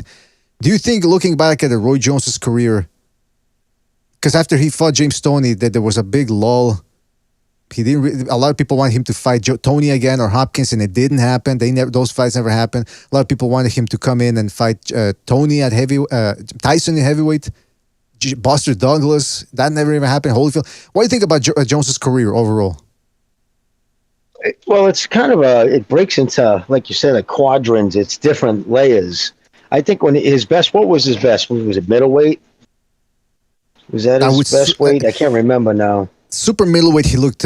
He stayed there for briefly. I think he didn't even. I think he only defended the title once after being Tony. But light heavyweight was really where he did the bulk of his work. Really kind, huh? Yeah. So I mean, I'm never gonna crap on a light heavyweight for certain heavyweights he didn't fight. I just can't do that in good conscience. I mean, did he duck people at 175? That you would have to ask Chief. I remember probably then, maybe, but I just don't remember. I just don't remember. Kind of put it out of my mind. So I'm not that good on a historian when it comes to guys like that. But I just remember when he was on at when his physical prime. Wasn't many people putting gloves on him. I will say this about Roy Jones. Like I said, there was a period that he fought good, decent fighters like Virgil Hill. Stopped him with that legendary body shot that cracked the rib. When he fought a guy like Montel Griffin, the rematch annihilated him. Reggie Johnson was another tricky southpaw, and he just had his way with him. But it was a boring performance. If you didn't go at him and just played it safe, he wasn't going to go after you. He was content to just pot shot you here and there and go to a decision. But the fact is, one of his biggest blemishes is that he never fought Michalewski. Is that how you say it? I always forget how you say it. Michalewski, the Polish-German fighter, whatever the fuck he was. He never fought him. And until this day, people still talk about how that fight was 50-50. Jimmy, from what you remember about Michalewski, what do you think? Do you think that fight would have gone? Yeah, he was a tough kid. I know a lot of people definitely clamored for that fight. I can't remember now. He was always kind of, he would get personal about things like certain promoters he wouldn't want to work with, or if I remember correctly, it just made, it was over, Christ, going on 30 years since then. But again, that was part of the thing. Maybe, who knows what the reason was. Could have been something. Maybe that guy was signed to somebody Roy didn't like and didn't want to fight him. Or maybe he just didn't think he had what it took to take him. Uh-huh. Really, it's only, so speculation now. He was a very bitter guy, too, at some point. When he was on top, it always lets you know the character of somebody when they're on top, of a boxer, rather, too. And when he was on top and he called the shots, I think he would be late to press conferences. I think there's been times where he wouldn't even show up to press conference or interviews. A very antagonistic attitude towards the media. And like you said, it's funny watching him now. The guy that you least expected to end a career badly with him, multiple knockouts consecutively. And that's what happened to him. And again, I hear it's because of the money thing. I think it was a divorce, somebody said. And then on top of that, he had bad it was knees. Absolutely money. Yeah. It was an absolute money thing. He was never good with money. He made bad investment after bad investment. Jeez, Luis. He gave a lot of money to one guy who swindled him. He was at one point, he was fighting these circus fights just to hold on to his property in Florida. I don't even know if he still has it. And it wasn't looking good either. The property was run down. He had cars, up on blocks and shit. It was a good article written about him. Yeah, no, it was the place was looking worn. He admitted it. His father was working for him. Was there, I think, cutting the lawn. If I remember the story correctly. His father cutting the lawn. What the fuck? Yeah, if I remember the story correctly. I don't think so. But the house was. Yeah. What's that? I doubt he had his father. Him and his father. I don't think he's talked to his father in decades. Okay. That's what maybe they had a record, because I remember his father was a part of the story, and what was doing was kind of weird. But yeah, no, he had that always seemed to be his relationship with a lot of people. Always had issues with people. You know what, man? Like you said, he was bitter. Maybe he was just some random old black guy he had cutting mowing his lawn. But even the writer said, though, the house was in disarray, just wasn't the glory. It wasn't the house of his glory days. Imagine it was like one of those Appalachian shacks where people are making moonshine. Because people from Florida, is that essentially like mountain hillbillies, some of them, or no? No. Most of Florida is actually completely flat. It's very, very little of Florida is above the sea level, of just barely above it. Right, but it's all like limestone. But the north of it, by Carolina, I think there's the pines up there. What I'm asking is, do they have hillbillies down there? Oh, no. Well, they have Floridians. They get some backward ass motherfuckers. No doubt. No, they do, man. They're known for that. Some of them original Floridians. Because remember, that place was, dude, it was a swamp. It was a fucking swamp with mosquitoes the size of Volkswagens back at the turn of the century before they had to bring all that, I mean, it was like the Everglades everywhere, Florida. But anyways, but up north, there was some, near the Georgia line and whatnot. But the Appalachia, I believe, starts in Georgia. Okay. The mountain people, anyways, the Just Appalachian wanted to mountain get people. that straight. Now, by the way, we got Kenshiro dropping by on the stream here. Kenshiro, you there? Can you hear us? Oh, fuck. Don't tell me there's a big delay again between us and Kenshiro. Hello? Yeah, Kenshiro, can you hear us right away? Yeah, can you hear me or not? Yeah, we can hear you. Kenshiro, what's up, buddy? Hey, how you doing, Jimmy? Man, how you guys doing? Just gonna say a quick thing. I don't know if I saw it in England today for the first time. I probably hasn't come sort of. It's obviously big news in America, but do you remember the boxer Julius Francis that lost to Mike Tyson? Oh yeah. Well, he works as a security officer for some building in England, and if you check out the video when you guys get a chance, about a minute and a half long, called Julius Francis Box Park, because the building is called Box Park. Mm-hmm. Basically, there's a couple of douchebags acting like there's something special, and he knocks one out in the middle of the street. It's a real funny video. You guys need to see it. I don't find anything funny about street fights and people getting hurt. I'm glad he got the joke. Yeah, I actually saw it on Twitter circulate. I didn't see the video, but yeah, man. I mean, he's a big dude, right? He's one of those big fat. Well, he's fat now, but thick boned guy, right? Yeah, he is at 57 now. But yeah, in terms of, sorry, go on. Oh, no, go ahead, man. No, like in terms of the match now, Beterbiev versus Smith. I personally think it's probably better for boxing. Beterbiev wins. I mean, he's got a great knockout ratio, and hopefully, if he beats Smith, he'll fight Bivol for the undisputed 175. I mean, everybody else is getting undisputed, and if Devin Haney can get undisputed, then why can't a decent fighter get undisputed? Yeah, I mean, why do you think? But first of all, I'm curious. Do you prediction? Beterbiev. Beterbiev. All right, there you go. I mean, well, there's not much to say about this fight, man. I mean, it could be interesting on paper. It looks interesting, but I think most people are saying the fucking Beterbiev is just gonna outbox the guy and break him down. So I guess that's why we're talking about the Hall of Fame and all this stuff, man. Because I mean, what the heck are we gonna do? Yeah. Well, I mean, obviously, I don't know if he's late 30s now. He's got a good pedigree. He does eventually get to start knocking people out. I mean, I think Smith's lost twice as well. I guess we'll just see what happens. I mean, if Beterbiev wins, him and Bivol, that'll be a great match. Yeah, we'll see, man. We'll see. Fuck. I mean, it's again. There's not. Yeah. Hopefully that happens. People always like to complain about the boxing. Big fights not happening in boxing. I'm hopeful that these guys are true. I mean, look at Bivol. He accepted all the terms for the Canelo fight. Didn't make it difficult. So I think if Beterbiev and Bivol wanted to fight, they could. The problem would probably lie with the promoters. That they'd probably be the ones putting some obstacles there. But hopefully it happens. Now I'm trying to get the video here that you talked about.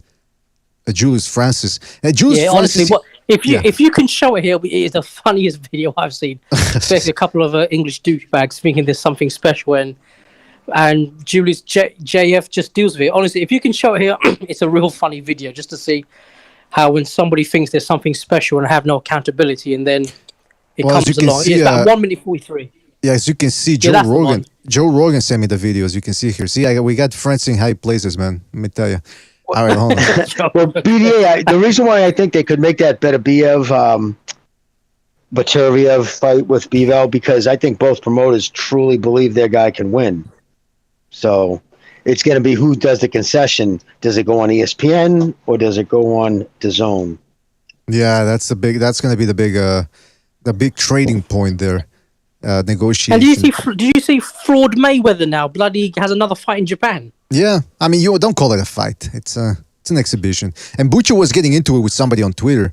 Somebody was saying that people pay for it's going to work because people want to pay for the privilege of watching Mayweather. And Butcher's like, well, there's tons of Americans that want to pay for the privilege of watching a prime Mayweather.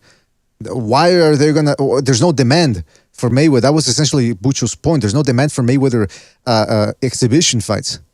There's very little. Yeah. These guys, the Saudi Arabians, they're paying him $2 million or something, whatever, for a gimmick. It's a gimmick. There's no interest for him anymore. If he were to hold an exhibition fight here in America, it'd have to be something special because it ain't gonna cut it for him fighting some random YouTuber. Yeah, nobody would show up, dude. It would be in a fucking. They would have to hold it in a fucking Elks Club.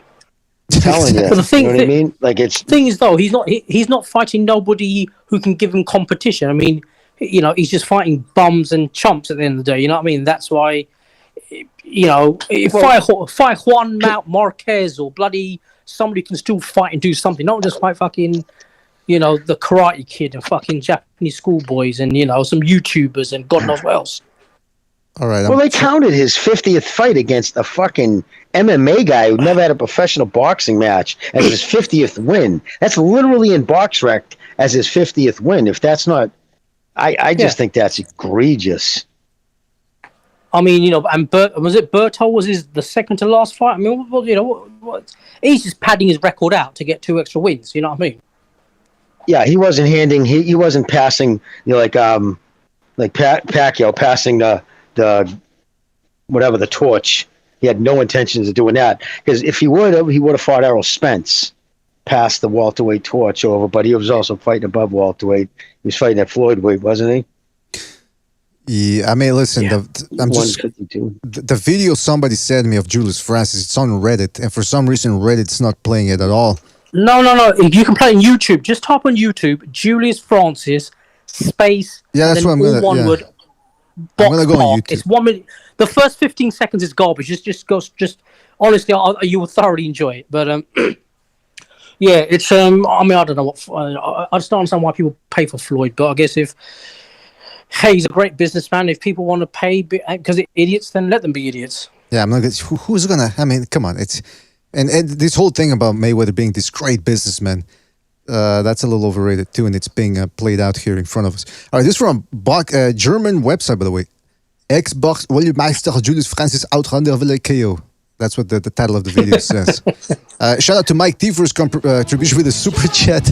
He says, "Gay weather is a panocha." Oh, he's got to go with. Listen, my thing on Floyd, dude, that whole thing when he talks about that 5 million or 4.5 million biggest pay-per-view sales in history, he acts like Pacquiao wasn't there. And it's approvable how important it was that who he was fighting because his next fight on pay-per-view was Berto, and it didn't even do 400,000. You know what I mean? So it's like if it was he fought him. I'm not taking that away, but when he talks about it, it's like he acts like there wasn't somebody else in the ring that helped make those numbers. Well, I mean, it went both ways for Pacquiao and Mayweather. When they weren't fighting each other, eventually the numbers started to go down. I mean, you see Pacquiao, he didn't do great numbers against Brandon Rios or against Timothy Bradley.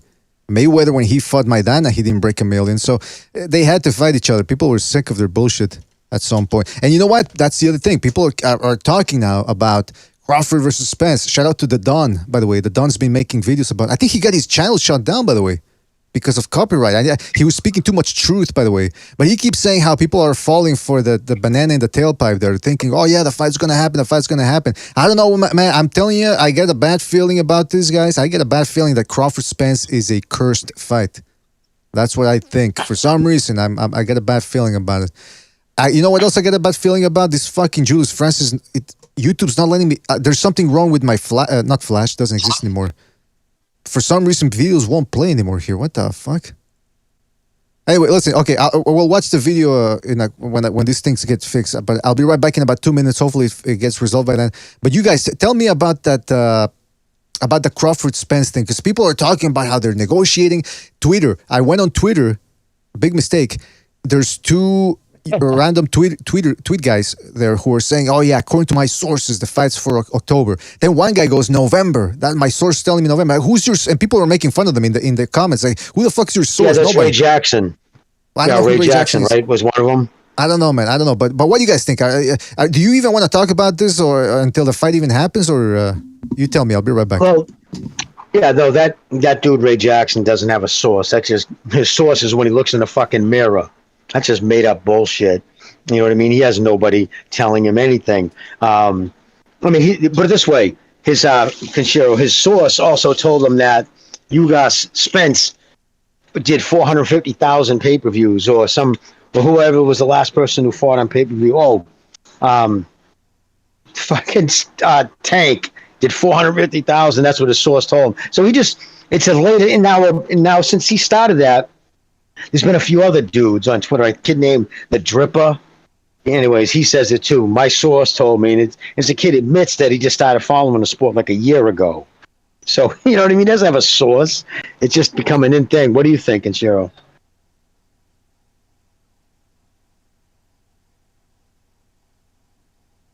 Oh, maybe Cheryl isn't there. All right. But yeah, no, I just think that whole thing is bullshit. Listen, he doesn't have a freaking who's going to be negotiating? Oh, you there, Conchero? Oh, yeah. Sorry, for some reason I don't know what happened there. Yeah, I mean, I don't know if Crawford's only got one belt, and if Spence is not going to give him whatever money he's asking for, I think he might just jump up to 154 to fight for Charlo's belts potentially. Then. Well, he doesn't. If he doesn't sign with Probellum, Crawford, did he sign with him? I don't know. I just, if he doesn't have somebody in the business, a good lawyer covering for him and working these numbers, he's going to get himself screwed. You know what I mean? He did himself no favors, because now without Bob, they're going to try to lowball him. They'll drag the fight. They'll throw some numbers. They'll kind of tentatively make a date. Then they'll pull back. And then when you do that, might make them nervous to take or anxious to take less money. Yeah, I mean that's the problem, and you don't want to go to purse bids because he doesn't make much money anyway to do purse bids. Exactly. Well, he wouldn't know he would have to pay his own purse bid, because right now, I mean, he doesn't have a promoter too, right? Crawford, he left Bob. Yeah. He went over to PBC, and they said, no, we're not even going to offer you a contract or money because we don't want to insult you. So right now, he's rudderless. He doesn't even have anybody promoting him. And I'm not being funny. You think, will any Caucasian promoter want to be with him, considering the slanderous allegations he made against Bob? No, I wouldn't. No, I wouldn't. I think that was low rent. I thought it was a low rent, and I don't believe he believes that for a second. I believe the lawyer and Heyman's people were involved in it, convinced them, or not even convinced them, just told them that's what you have to do. Just like, because again, it got everybody talking about it. But I mean, the thing is, he offered PBC guys contracts. The only time it was taken is when it was a mandatory. And that's the reason why Al wanted not to do with it. Remember? Because he was like, he showed his disdain. He didn't even involve himself with Porter and Crawford. The PBC wasn't even mentioned. What are we talking about? Al or nothing. Oh, we were just talking about how the people, Conchero, fill him in, and my dog just start barking. Oh, about Crawford, basically. Who's going to be promoted now? Because obviously he's not with Bob. Well, listen. Just to clarify, he's also calling out Jermel. He's still going on about the Charlos. Who knows if that's even going to happen? So that's why I didn't even want to bring Crawford Spence. I just wanted to bring that up, though. That specific aspect about how there's people on YouTube saying, "Well, the fight's close to being made." My sources, look. I'm going to be one of the happiest campers out there if the fight happens. Don't get me wrong, but you also have to admit there's a lot of people that are using the sources say moniker to try to get themselves some retweets and some views on YouTube. And if that's the case, it is. Yeah, but I mean, hopefully it happens. Look, I'll be as happy as anybody if that fight happens, even though it's past its prime, past its date. Right now, I refuse to be hypnotized. That's all I'll say about that. Hey, by the way, I finally got the video working here. All right, so after let's see. Let everybody see about it. Yeah. After 2 hours, I finally got it to work. Okay, so here is Julius Francis, the guy here, the black guy with the vest on. So he's the security guard. Yeah. And there's some guy in between that looks like Anthony Joshua.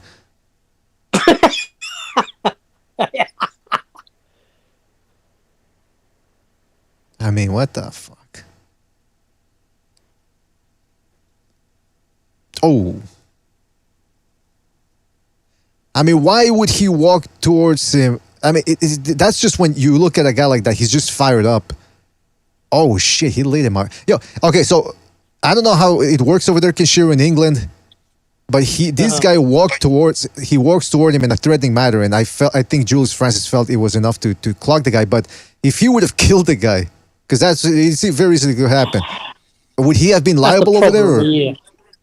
I mean, he would have been probably arrested for manslaughter, and then obviously Julius Francis would have to sort of defend the fact that why he unfortunately killed him, but he could obviously use these mitigating circumstances that the guy was acting like a complete bellend for like a good minute. That's threatening true, yeah. people, punching people. So, yeah. Oh, so he swung on people first? He was swinging on people? Oh, God, yeah. I mean, BDS then, yeah, no, even if he killed them. Show the full video. Yeah, even if he killed them, it wouldn't matter because then it's just, this, under the circumstances. He was, if the dude oh, yeah, look at he's punching people. Prior, he's throwing punches at people and he walked at somebody. Oh, he's completely within his right. All right, you know why this guy deserved to be knocked out? Not because he was acting abrasive and pushing people. He's got a man bag. I don't know if that's a fanny pack that he's got around there or a man bag, but he's got a fucking man bag and a do-rag on top of his head. Like, looks like a fucking. Did you guys see the way he threw that punch? Right, nothing behind it. People don't understand how when they fight boxers because they know all they got to do is just hit you on the chin. And you don't have to, believe it or not, put much on it. But when people aren't expecting it, just catch it on the end of the chin. Pop, little short shot. I've seen so many people go out like that. Bang, just right on the end of the chin. Run in their mouth and just go out cold like that. Kibian. Usually that one arm up in the air still. But it was quite, I mean, then you see his friends trying to put him in a recovery position. They're like, why you do that for? Why you do that for? Because your friend was a bitch, man. That's why. Well, hopefully he doesn't get sued. I don't know how it works over there in England. Here in Canada, by the way, if I would have done that, and I've done that many times, by the way, but never been caught. But if I would have done that just because somebody pointed a finger at me and I knocked him out, I'm going. They sent you to jail over here in Canada. You cannot defend yourself here in Canada unless unless you can prove that it was a life-threatening situation. If you fight back with a rolled-up newspaper or some crazy silly string or something, you get your ass sent to jail, man. That's why when people say, "PDA, why don't you turn your camera on? Why don't you turn your camera on, bro? You afraid?" Yeah, gosh darn right, I'm afraid. I don't got weapons here. I don't got firearms like you guys have in the United States. So of course I'm not gonna show you my face. Everybody that I've seen, almost everybody that I've seen on YouTube showing their face, they show a handgun on screen. They go like, "Yeah, look at my handgun." Well, of course you're gonna show your face if you get a handgun. I don't have a handgun here. You can't even defend yourself in your own home in Canada, dude. That's what I'm saying. You gotta if you stab somebody who breaks in your house or beat them over the head with a bat and they die, you gotta prove that you were an imminent threat, life threat. Meaning, why didn't you run out the back door? They expect you to literally give up your fucking your ground and your property to the attacker. It's insane. Best thing to do if you killed him, just go to the kitchen, grab a knife, and stick it in his hand, and then that's that, then, isn't it? No, that's murder. That's this. You use disproportionate force to the attack. Therefore, no. If you stabbed him to death, for example, make sure you grab a knife. He's dead. Stick it in his hand and squeeze it, and then he's coming at you with a knife. Yeah, that could work. Maybe. Well, listen, you'd have to cut yourself. Right. Sure, I'm gonna have to take a couple of other phone calls here. So thank you for calling in, man. We'll catch you in the next one, right, man? Stay safe, guys. Thank you. Have a good one. You too, man. Watch out for Julius Francis. Watch out for Julius Francis out there. All right, take it easy. Okay, bye. All right, that was Julius Francis not keeping. Now imagine what Tyson would do right now, or a prime Tyson. Gosh darn, man, that would be fucking scary. I could easily take him down and submit him, but everyone else, other mortals out there, yeah, watch out. Let's go to another phone call here. Don't forget to hit the like, fellas. Exactly. Hit the like. 954, you're on the air. 954, what's on your mind? Hi, thanks for having me. Is this Pucho? Is this Pete? What's up, fellas? Why did you fucking call me on the Discord, man? Why did I or why did I not? I don't know. Let me... Oh, actually, yeah, you did. Sorry about that. I'm going to bring you on the Discord, right? Hang up the phone. Hang up, Pete. You want me to get off now? Yeah, please. Well, call the show. Bye-bye. All right, bye-bye. He looks... I think Pete is fucking scary, man. Somebody else said it. I forget which was it on a Friday show? He never changes his voice. Whether he's upset, laughing, whatever, it's always that, "Hey, how you doing?" Yeah, I killed a bunch of... I can tell you right now, no bullshit. If I was out in a bar, I would be completely confident with Pete. I'll tell you right now, I can see in his eyes, he don't fuck around. He won't back down. Like he'll throw hands. You know what I mean? You can just tell some dudes, Pete's definitely that dude. You know how some people come back from war and they got PTSD? Then you get the small minority of psychos that love war. That's what Pete's like. Pete's the guy that comes back from war and he's like, "Hey, I did what I had to do, man. What? I'd go back and do it again in a second." It's like, holy shit, that's a fucking psycho right there. All right, let's go to another phone call here real quick. Let's go to 505. 505. You're on the air. 505. What's on your mind? Hey, what's up, you guys? This is Sammy again. You guys were talking about Terrence Crawford and Errol Spence. And I just wanted to get pick your guys' brain on that. Off of the eye test, Terrence Crawford, definitely looks amazing. When you look at his resume, to me, I have a hard time understanding the hype of the resume when people are so ready to say he's just going to walk all over Errol Spence Jr. if that fight does happen, because it seems like Errol Spence has done all the hard work. He's got all the 3 belts. He's a big draw for a reason. And I always thought, if Terrence Crawford was doing all these great things, wouldn't he be drawing big pay-per-view numbers, Because he does knock people out, but it's against Jeff Horn and stuff, So off of the eye test, I understand that argument, but off of resume, it's yeah, he has all these gifts, but we haven't really seen him use it at the highest level, in my opinion, So I kind of just wanted to pick your guys' brains and see what you guys thought about that. Jimmy, what do you think about that? The caller feels Crawford's a little overrated, especially as it pertains to the welterweight resume. What do you think about that? Oh, he is definitely rated higher than his resume, and I'm one of the people who do it. I rate him higher than what his resume offers, but I still also don't think his resume is, especially at 140. Kavaluskas gets the biggest who's he? You know what I mean? That's that dude cracks. Ask Virgil Ortiz. Go find interviews with Virgil Ortiz. Talks about that kid's power. That kid cracks, and he caught. So we know that Bud can take a shot. He's accurate with both hands. Hits hard with both hands. He moves somebody I saw a tweet earlier. Moves seamlessly. He put it perfectly between southpaw and orthodox, which always gives everybody a hard time. I give a fuck who you are. If somebody can do that, it's just a tricky thing to deal with. And when he gets your timing and fucking rhythm down, he just goes in for the kill, and he can hit you hard from all angles with both hands. And I just don't think that Spence has seen anybody at the height or at the likes of Crawford. Although now he is 34 and he's not fighting. So there's all those other things to consider, but I'm in the school of thought where I don't think Spence's resume is that great. Danny Garcia has done nothing since 2013. Has never had a significant win at 147. That's just the facts. Okay, Porter, he went life and death with him. Crawford fucking put him out. And you know what I mean? His father threw in it because he knew that was going to end up with Porter getting beat up a lot worse than he did. So, and for those reasons, and I mean also Mickey Garcia, right? That's a career super featherweight. Majority of his fights were fought at 126. You know what I mean? So, I don't rate him on, that's not a big win. Ugas, he did a domination of Ugas. And his eye looked like it held up, and it'll be a good fight. It won't be a one-way street, but I'm going with Crawford. Caller, does that answer your question? Yeah. What about the pound for pound number one off of his resume? Do you think? Because a lot of people put him over at Inoue or Usyk or something like that, but off of the resume or off of the eye test, they're insane. Listen, Crawford, you mean, or Spence? Because I know a lot of people were Crawford. Everybody has, not everybody, but a lot of people put Crawford at number one after Canelo lost. But I still think somebody like Usyk or Inoue has proven more, in my opinion, in terms of competition. Yep, absolutely. Right now, I have my top 3. I don't do 10. My top 3 right now is Inoue, Usyk, Crawford. There you go. That's how it's falling for me right now. I think, caller, if my opinion means anything, I do think Crawford could actually perhaps look sensational against other top welter. He could have probably beaten Danny Garcia and Sean Porter and all those guys, but we'll never know because he never fought them. Right now, the only redeeming fight out there for him is that Errol Spence fight, and he better take him, man. Otherwise, his career, there's always going to be that bit of an asterisk there. All right, well, listen, caller, we got to take another phone call here, but thank you for your call. Call back next time, right?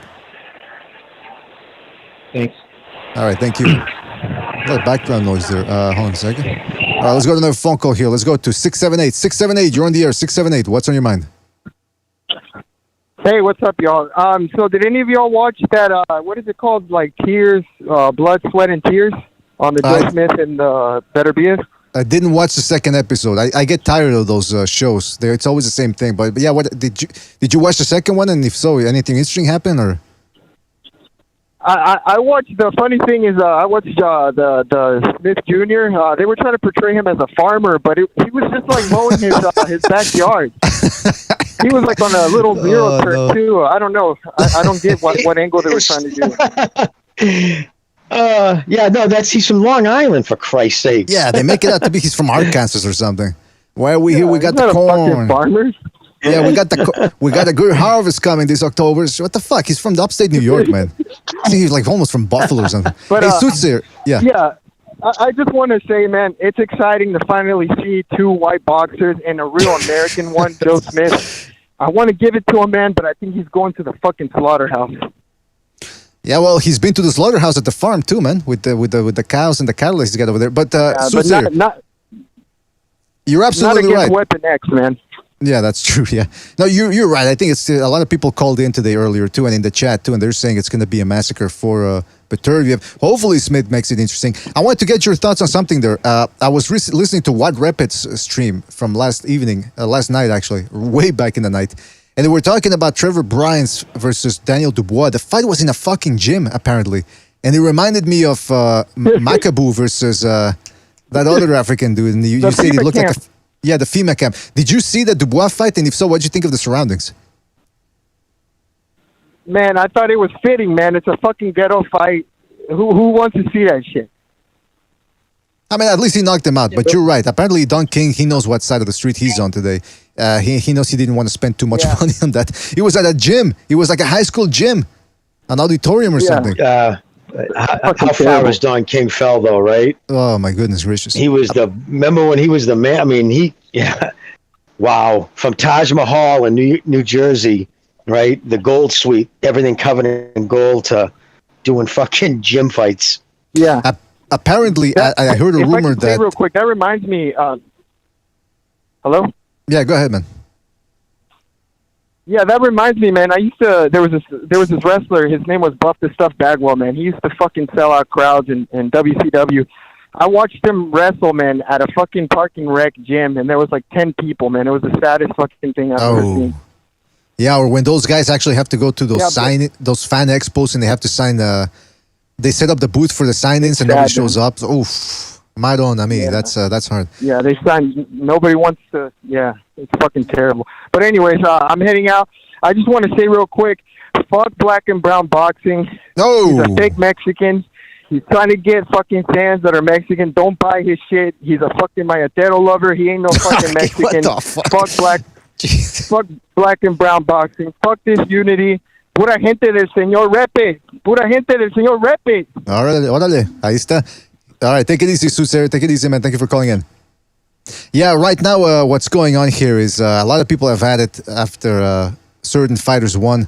You saw some a certain demographics, true colors came out. They started being very abrasive. So some people, especially in the White Rapid community, they feel it's time to set them straight. And that's the thing. There's a bit. I didn't know. I was on White Rapid's Discord last night, and I asked, "What's the beef with black and brown boxing?" And nobody told me anything. It seems like they want to keep it on the hush for some reason. But I might actually have to talk to Black and Brown and see why those two are feuding. I'm very interested in that. Yeah. All right. Let's go to another phone call here. Don't forget to hit the like, fellas. Hit the like. Let's go. Ooh, the wild card line. Let's go to the wild card line. 111. You're on the air. 111. What's on your mind? Yeah, I'm back, BA. It's MMA champ, but I'm a little busy right now. I'm trying to open a sparkling cider with my hand, but it's not working. But anyway, you was talking about the beef with black and brown and what's name, the CCD. Well, how it all started, is Sergio and CCD. I think I've seen him on the Discord and in the chat. Yeah. Yeah. So basically, black and brown saw Sergio. And Sergio was basically coming up to Black and Brown on some fan stuff, and Black and Brown claimed, that Sergio was a midget. And A lot of people I spoke to people that's close to CCD, and they confirmed that Sergio is a midget. And I think it was some fight in LA that Black and Brown threatened to beat up a CCD member or something there. So that's basically how it all stemmed. It's kind of like the Bloods and the Crips now. So BDA, I know you're repping your CCD gang, all the way, but you gotta pick a side, bro. Hey, listen. But I'm a civilian, so please don't beat me up at any events. But anyway, talking about Spence Crawford, talking about Spence Crawford, I think Crawford is gonna stop Spence. At the end of the day, right? Bunch of guys who work at Wendy's talking about 75, 35, blah blah blah. Like, come on, bro. You work at Wendy's, you're talking about a purse split. Just wait, let's see if it happens. Like I said in the chat, I'll wait until November, and if it doesn't happen in November, it's not gonna happen, I don't think. But yeah, man, Hey, John Blaze in the chat. John Blaze with my hand. Hey, MMA champ. Fuck, he hung up. I wanted to say John Blaze said that that's not what happened between Black and Brown and White Rapid. And then he says, I'm going to find you, MMA. I got people in New York. Oh, man. All right. Shout out to MMA champ for his version of the story. For some reason, I'm going to choose not to follow his story. I'm gonna think he was kidding. Let's go to another phone call here. 484, you're on the air. 484, what's on your mind? Hey, what's up, guys? I'm going with Joe Smith by knockout in the first 6 rounds. I just think Beterbiev, even though he looks good against Marcus Brown, I just think he's lost a step to me. He struggled with Marcus Brown early on. I thought like the first 3 rounds, and then he figured him out. And he had that really bad cut that hindered his I think he got cut in the first 2 rounds against Marcus Brown, and then just demolished him. But I just think it's time. And we know Beterbiev is a little chinny too. He's been dropped at least 2 times, I think, in his career. So I just think Joe Smith's going to be too physical for him, and he's going to knock him out within 6 rounds. All right. Wait. So you're saying Smith within 6 rounds? Yes. Now, what do you got against Russia, though? Why are you so? I got to ask you, why are you so Russia-phobic?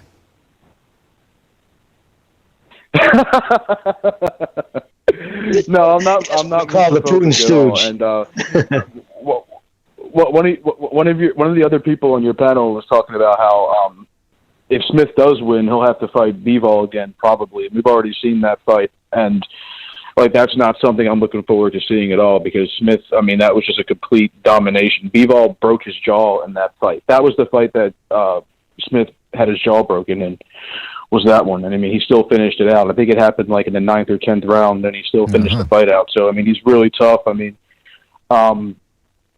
not sure. Has Joe Smith been dropped recently? I haven't seen him get dropped. So I don't know, man. I just think that I'm definitely going with Joe Smith. I think that they're actually kind of feeding Beterbiev to Joe Smith here to try to set up a big fight. They probably wanted to set up a big fight with Canelo for Joe Smith. That's probably what they wanted to do, but that's not going to happen. I don't think Canelo will ever fight at light heavyweight again. Yeah. I think so. You got a good point. I think Canelo. I think people are going to be surprised, and once Canelo says "fuck 175" again, unless he lines up a fight that he thinks he can win again, because he miscalculated with Bivol. I'm pretty sure he thought, I'm going to beat this guy. But listen, also you're going with Joe Smith Jr., man. That's a bold pick right there. I would suggest you call in. Well, I'm just fucking with you, man. I really don't think he's going to win. I would love for him to win. And if he did, if Beterbiev did knock him out, then I wouldn't be. If Joe Smith did knock him out, it wouldn't be a huge shock to me. But there's just Beterbiev is just way too skilled for this guy. This guy is extremely he's the definition of one-dimensional. Yeah, that's true. He's, it's interesting because they're both come forward. It's gonna be 2 bulls locking horns for a while, but Beterbiev is just way too skilled for him. All So, but I mean, my heart says Joe Smith, but my mind knows that Beterbiev is going to win for sure. Because Joe Smith's one of my favorite fighters, But yeah, that's. Well, we'll see what happens, you guys know about that co-main event with Abraham Nova and Robesay Ramirez? That's a good fight, isn't it? Yeah, Supernova versus once beaten Olympian gold medalist. That's going to be a good one. That Cuban guy lost his first or second fight, but then he actually avenged it. I don't know how good he is. I have to rewatch his fights, but it's going to be an interesting one. Cuba versus Puerto Rico. Someone's getting stabbed in the crowd, and I'm looking forward to that fight, man. Yeah. Hey, by the way, somebody in the chat says, you backtrack from in the middle of the call, get the fuck out of here. Yeah, you can't backtrack from a prediction in the middle. You got to stay confident, even if it's a gimmick pick. You got to stay confident and stay with that pick, all right, man? Yeah, I mean, I do kind of think it's it could be 50-50 a little bit, but I don't know. I mean, if I had to make one final pick, then I would say Joe Smith. There you go. Stick to that pick. All right, listen, good call. I would say Joe Smith. All right, good call, and we'll hear from you on Sunday, depending on what happens. All right, take it easy, man. Thanks for calling in. All right. So you can see, hey, about 2-3 people now picking Smith Jr. They could be proven right. You never know. We got Pete jumping in. Pete, first of all, I got to ask you this. I don't know how long you've been over at the White Rapids channel. Do you even know what the heck is the controversy or the beef between him and Black and Brown? Pete's silence says more than words could ever say, man. I think something really serious did happen. Don't forget to hit the like, fellas. Hit the like. Really helps us out. Listen, in regards to the Hall of Fame induction, yeah. No, that Black and Brown is. I don't know if that's the same one, but I was in it's in the Discord over there, and there was a video somebody posted, like they're always doing, posting videos, and he was talking about North and South, you know what I mean, gang, going down and putting, I don't know if that's the one they're talking about. This kid was pretty fucking saying some crazy shit, if that's what they're talking about. Now I'm really curious too to see why he would say that. I don't know, man. I think it's I'd really like to get to the bottom of what's going on between those two.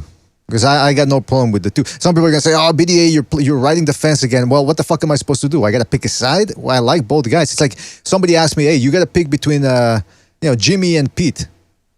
Who do I pick against? Do I pick against Jimmy, the crazy Boston guy? Or do I pick against Pete, the fucking psychopath? Come on. I'm going to end up dead either way. So I'll just say, you know what? I'm going to go with both of those guys. What else was I going to say, man? Okay, this is my little pet peeve here. Maybe most people don't give a shit about this, but Regis Prograis, this guy, they're matching him soft because it seems like nobody wants to fight him. He's with Pro Bellum. Who knows what they're going to do with him? And he says, nobody ever says my effing name at 140. And it's true. And Jimmy, here's the other thing that he's 34 already. Or 33, I think. 33, 34. He's almost Terence Crawford's age, to put it mildly. What the fuck is going on with Regis Prograis? Well, does he have a belt? I don't know, man. Let's say no. No, right? Because Josh Taylor has them all. Because he's the, undisputed unified champion. So, yeah, nobody's calling him out. But, then again, man, when you don't have a belt, that's what happens. People don't usually call tough dudes who aren't going to... Because, again, is he bringing in big numbers? Does he bring in big TV numbers, gate numbers? So it's always the risk and reward in this sport. That's what's ruined it. So I don't disagree with him. He's a tough out. He's a tough kid to fucking fight. And you're just not going to generate big money if you take him on right now. You're looking at getting paid under $1 million to have this kid fucking a tough kid. So obviously people aren't calling him out. Get your hands on a belt, bro. That's the best I can say. Go up to 147 or do what you got to do. But if you want people calling your name out, you got to be the champion. You know what, Jimmy? That's a great point. You know how I feel about belts, but I think in this situation, you're right. He does need a belt just to get himself some leverage, because that's all these fighters and promoters care about too. Belts. So he needs to get himself a belt. And he looked good in his last fight against that Irish dude. He really showed that he was a class above those type of fighters, and he still has something left at 34 years old. Hopefully he gets himself a fight. Shout out to the average BXNG fan who says, Joe Smith sucks, but gave Bivol a harder time than Saul Canelo. Well, he sort of did a little bit. At least he heard him once there. So that's a good point there, average boxing fan. Who would I say gave him... Jimmy, would you say Bivol had a harder time with Smith than with Canelo? he was hurt more against Smith. Caught him with a better shot, but no, I would say Canelo gave him a harder fight. All right, there you go. Because he was more wary of Canelo's power because it's quick. You know what I mean? It's very quick, so he didn't want to get into that range. Like I thought he went into range more with Joe Smith. Then again, Joe Smith's slower. Oh yeah. He is. His punches are slower, so he can dot in, bop, bop, bop, straight punch, and Bivol throws very straight punches. So for that reason, get in quick, get out. But whereas Canelo right at the hip, whew, all those punches are quick at the hip. He didn't want to. Remember when Canelo got against the ropes? And Bivol's like, "Fuck you! Why should I do that, dummy?" Yeah. You know what I mean? I'm beating the shit out of you out here. That's a good point. I think I can see where you're coming from compared to what the average boxing fan is saying. Shout out to average boxing fan. And by the way, Super Anderson Aldo in the chat says, Probellum sounds like a cream you put on a rash. Yeah, he's absolutely right. Probellum. Does it even exist? That's so true. Wait, Probellum, was that the one that Kinahan had a stake in, or? Yes, it was MTK Global. Uh-huh. And then when the government started mentioning Cannon's name, all of a sudden everybody just ran from that like cockroaches with the lights on. And now it's Probellum. Like, I don't know, but really, what is Probellum? Who's there? Like, who calls the shots? Who does the negotiation? Because if it's true, and that's who the rumors that Crawford was signing with, doesn't sound like they're doing much in the way of getting that Spence fight going, unless there's talk behind the scenes we don't know about, but doesn't seem like that's the case. Yeah, man. I mean that whole Kinahan thing is very, very fishy. There is some. Now, the only reason why I was holding back from talking about that is because I'm always concerned, or suspicious rather, when there's a coordinated mainstream media attack against somebody. I go, wait a minute, who's really behind the agenda here, and what is the agenda? Because I mean, look, there's American promoters out there, or managers, or advisors, if you will, who have sketchy records, who have actually been prosecuted by the federal government, and nobody says anything about them. Nobody questions what their motives are or their agenda. But when it comes to a European guy, I read into it, dude. I started reading as much as I could about that situation. Like, why did they really go after this dude? From the best I can get is he embarrassed the fucking Interpol. Really? And yes, they embarrassed Interpol. Like, they pulled off a lot of crimes, or behind a lot of shit, and it's been right out in the open with a lot of it, and they just can't seem to get them down. They have a very secretive, it's a small group of people. They've been had a real, like, nobody's actually even gone on record yet, because even when they're talking about the U.S., when they release that, if you read it, all they're talking about, they just want someone to come in and just give them information about him, because nobody's going on record and saying that the son, who's obviously in the family business, but they run a tight ship. So they've embarrassed the wrong people, or the right people in Europe, and the Interpol reached out to put, because they knew if the U.S. State Department put that comment out, it would make their world shrink. Interesting. And that's Interesting. what they're trying to do. And by the way, Jimmy, while you were saying that, I just looked up. That's a fucking very good way of breaking it down, because I didn't know either. I didn't watch that BBC documentary or whatever. Apparently, one of the reasons why he was able to play with Interpol was his lawyer. I got a picture of him right here. This guy, David Kleinfeld, one of the top dogs, man. Got him out of. Hold on, it's not him. What the fuck? I just fucked up. Now he's showing me the pictures of the real David Kleinfeld. But anyway, yeah, man. I was. I mean, you get yourself a good lawyer. Hey, listen. Picked him up with a houseboat off of Rikers Island. I knew Pete was gonna get the references. All right. Well, what was I gonna say? Hey, Pete, how good was it to see Roy as a Floridian? How good was it to see Roy Jones in the Hall of Fame? I mean, a matter of time, right? He deserves it. That's a big. I didn't watch any of the speeches, but god damn, they had a lot of people. They had a big agenda. They had 3 years worth of people. I forgot that this was induction week. I totally. It's been so long since they had one. I totally forgot about it. Yeah, 3 years, I guess. Hey, Pete, what do you guys think about Klitschko fucking throwing Roy Jones under the bus on the weekend he's inducted in the Hall of Fame? Because he did a speech from Kiev, and he personally called Roy Jones out as a Putin stooge. Like, politicized. He does have dual citizenship. He does have, but I think it was a business situation where he was opening a boxing gym over there, and This is going back about 3 or 4 years. I mean, he has pictures with Putin, but I mean, listen, he's probably a sports fan, and they're probably happy to have him. He's probably a fan, Putin. Right. I personally said I thought it was the wrong platform. I thought it was ignorant to say it there at the Hall of Fame, especially when they inducted him too. Like, I just thought it was cheap. He could have went on the news and said something. That just wasn't the time and place. That's just my opinion. I just don't think that matters. It's not Putin's not inducting him as a special guest, is he? No, it has nothing. This is over 4 years ago. A fucking photograph they took. Who cares?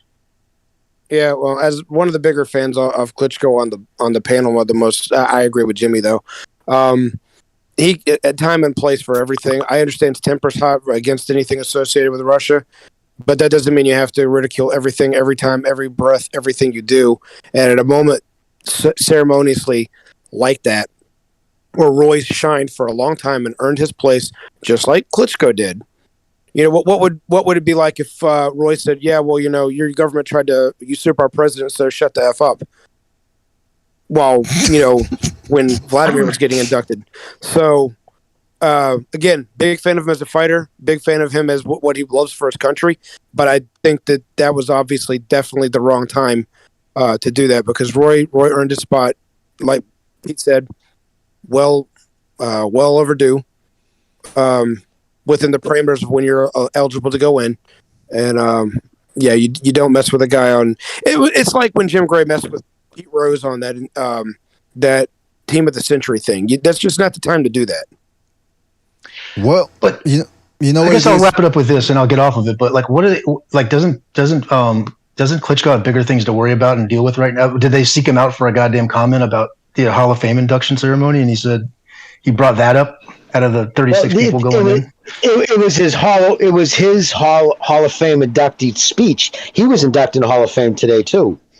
Over the weekend. Yes. Well, he sent a video of himself. He sent a video call to be played at the Hall of Fame induction ceremony. So he was being inducted too. So during his induction speech, he makes it political and throws Roy Jones under the bus. I just thought it wasn't the time or place. Oh yeah, I agree with that. I didn't know that part. I'm sorry, I missed that part. But like, yeah, why would you waste 3 seconds of your speech? First of all, why would you shit on Roy Jones? But number 2, why would you pick this place to do it? Number 3, like you only got so many minutes up there. Why would you even talk about it? I always got the impression. No. Let me tell you something. You have as long as you talk. I always get the. Go ahead. I'm sorry, BDA. I always got the impression. I always got the impression that the Klitschko's acted like their shit instinct compared to other fighters, because they got their PhDs there in sports science, which is essentially just, knowing how to inject steroids into an asshole.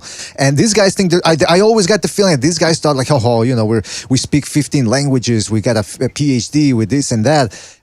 I always got that vibe from them. I could be wrong. Maybe it's some sort of academic rivalry between us, but I never really liked them. Now, I really need to bring in somebody here, because we got non-North American callers on the stream here. We got Jimbo, the British Jimmy coming in. Jimmy, can you hear me? Salute, bro. Yeah, bro. Salute, bro. Salute to the panel. Hope everyone's doing well. I wanted to get your thoughts on something first. You said you're engaging in a new career path. Is that what you said on the Discord? Oh, yeah. I was looking to set up is this okay for me to, I was looking to set up a porn company, open up a porn studio. Hopefully I'm working on that. That should get off the ground in the next few months. Yeah. Look, the porn market, you can make a lot of money in it. So I'll be investing in that, hopefully. Well, let me just say this. It's a very saturated market, so you got to really come out with something special, something that's really going to rattle. You got to go with a Dino Velvet type production to really get people riled up. Do you know what it is, bro? I'm a very deprived and creative person, so I think with my depravity and my creativity, I feel like I can really make some special content. Either that or I'll be in jail. So, Well, listen, no pain, no risk, no reward. That's what they say, man. So hopefully that works for you. Hey, going back to this Klitschko thing, I wanted to get your thoughts here, Jimbo. Did you see that Klitschko talking smack about Roy Jones and the Russia connection there? To be honest, mate, I thought it was in poor taste, because Klitschko, and I do sympathize with the Ukrainians, what they're going through, but I feel like Klitschko keeps trying to sort of force that onto the sport. He was saying Bivol shouldn't be like strict Bivol and Beterbiev of their boxing licenses. Now he's going after Roy Jones. I just feel like, I don't know, man, he's just trying to take cheap shots at random fighters for not really, much of a reason. I don't know why he keeps doing this.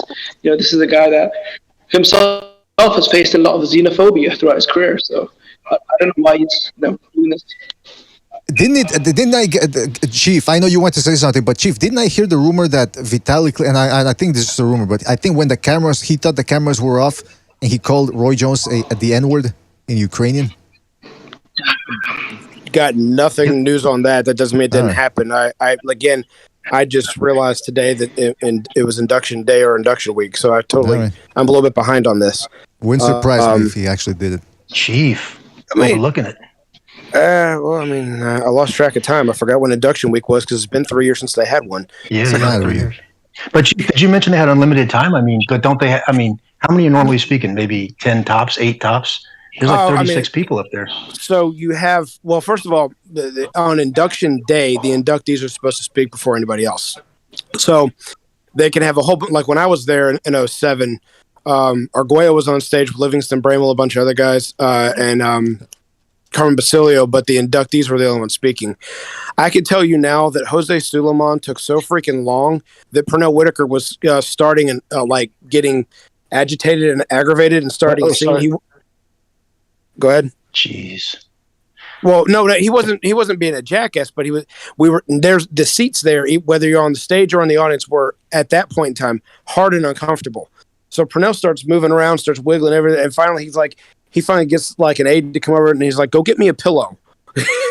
And so someone had to bring him a pillow so he could put under him because he was like, "I'm not going to sit here in this heat." It was pretty hot, even though it's in New York. And I had to stand up because my butt just started hurting so bad because Jose Suleiman would not shut up. And so if they've changed it since then, maybe, but in 07, there was no time limit. They talked as long as they wanted to. Yeah, no, they don't have a time limit still. They can talk. The list that I heard was they had journalists going. They had Thomas Hauser of note. They had Thomas Hauser going in. Yeah, but he was being inducted. He was being inducted. That's correct. But I think the total list was like about 30 people. They could have inductees. This particular time, they could have set a time limit because they were inducting 3 years at one time. And so, like you said, there may have been 30 people on stage. That's because I think you have so many non-participants, so many old-time fighters if they're still alive, and so many current fighters. They usually pick about 3 or 4 of the current era and so on and so forth. Then you get your trainers and everybody else. So you could have been right. There could have been close to 30 people on stage over a 3-year period of time. Isn't it? It's a Hall of Fame induction weekend, right? It happens over like a 2-day time period because don't they have the fighters give their speech? I know there's a day kind of for the fighters, maybe like the special contributors and the trainers and whatnot have the night before or something. I know it's the whole weekend. It is a whole week. They have a golf tournament. They have a 5K. They have a Night of Champions banquet dinner. They have a bunch of different things going on during those times, and then it's camaraderie, right? Right, and then there's induction day. There's a parade, and then after the parade, that's the ceremony where everybody's there to give their speeches and they get their ring and everything else. They need to start playing some music if it's because I know they want to be respectful of the fighters and all that, but they need to do what they do on the Oscars.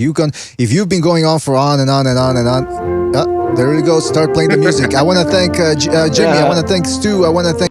Stop it, man. Hey, by the way, okay. Steve Smoger should jump in there. Steve Smoger should dive in there and then push you off very aggressively and then give you a kiss on the forehead. Watch out, baby. I love you. It's an institution for boxing. That was. I just don't think politics belongs there. That's all. You're right, Jimmy. Listen. He's gonna be there forever, and this is a current event that I understand he's involved in it, but Jesus Christ, it has got nothing to do with why you're there. But I just thought it interesting. I like to see Thomas Hauser back to back with Floyd. That's an interesting pairing right there.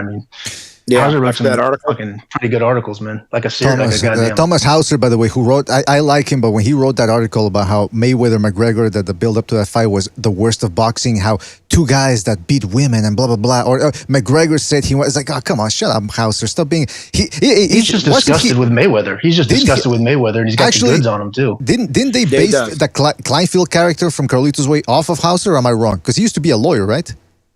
He used to be an attorney. He is an attorney. Yeah, yeah, there you attorney, go. But I seen Hauser. So why should I trust him? Making out with the waitress. There you go. Yeah, why should I trust this fucker? Banging waitresses in the bathroom. Listen, I wanted to ask Jimbo a question here. Jimbo, you still there? On the StreamYard? Yep. All right. Now, I don't know how long you've been over at What Rep It, but now I'm very curious because I was over at their Discord there, and they're going back and forth with Black and Brown. Nobody seems to be able to give me a straight answer about how that rivalry started. Do you got any inside info on that? Those guys are rivals? This is news to me. I had no idea they were. I saw them take digs at each other, but I wasn't sure if they were joking or not. Yeah, bro, I have no idea, to be honest. Well, what about H Money? You still got a rivalry with H Money, or? Yeah, there's no rivalry, man. He's a piece of shit and a fucking simp. I beat the fuck out of him if I see him. Are you saying you wouldn't put him in you saying you wouldn't cast him in one of your porn films? Is that what you're getting at? Yeah, sure. I'll cast him, when that weird, what do you call him, like a gay BDSM scene. Yeah, sure. He gets tied up and raped multiple times. Yeah, all right, there you go. So we're no closer to gaining answers on this What Rep It Black and Brown. Yeah. Why doesn't Sue say I'm looking to drop you? So why doesn't Sue say drop it in the Discord and come back? We're beefing though, because a lot of people that go to their panels, a lot of people, they go to the same panels, so I thought they were cool. I had no idea they were beefing. Neither did I, man. Neither did I. I guess I'll have to ask What Rep It next time if he lets me on the show, see if I can ask him directly what's going on. Because I'm very curious. I'm a chatty catty here, and I want to get some answers. I thought you were asking. I thought you were asking three-piece, like Jimmy, three-piece Jimmy. Like, how the fuck should Jimmy know what the fuck's going on? Yeah, exactly. Yeah, you're right. No, yeah. Hey, by the way, there's a phone call here. Let's go to a phone call. 301. You're on the air. 301. What's on your mind? How should I know, dude? 301. You're on the air. All right, 301. Going once. Going twice. All right, that's Pete there doing. Sorry, can you hear me? Yes, I can hear you, man. What's up? Hello? Yes, you're on the air, man. What's up? Yeah, sorry about that. Oh, yeah. So I just saw this Klitschko thing you guys mentioned. I was completely unaware of this. So I'll just pose a question to you guys in light of his complaining. How many Ukrainians do you think are worth like $8 a gallon at the pump? That would be my retort to him. You know what? That's a good retort right there, man. And that over here, Sleepy Joe put it at E85 ethanol. Oh, it's not even like regulation gas anymore. You fill it up, it goes like 200 miles or something. Jimmy, I just saw Jimmy get a full range. I just saw Jimmy unmute his mic. I go, oh boy, he heard Biden. Now he's. I can see it coming. I'm sure Jimmy has a load to get off his chest about this.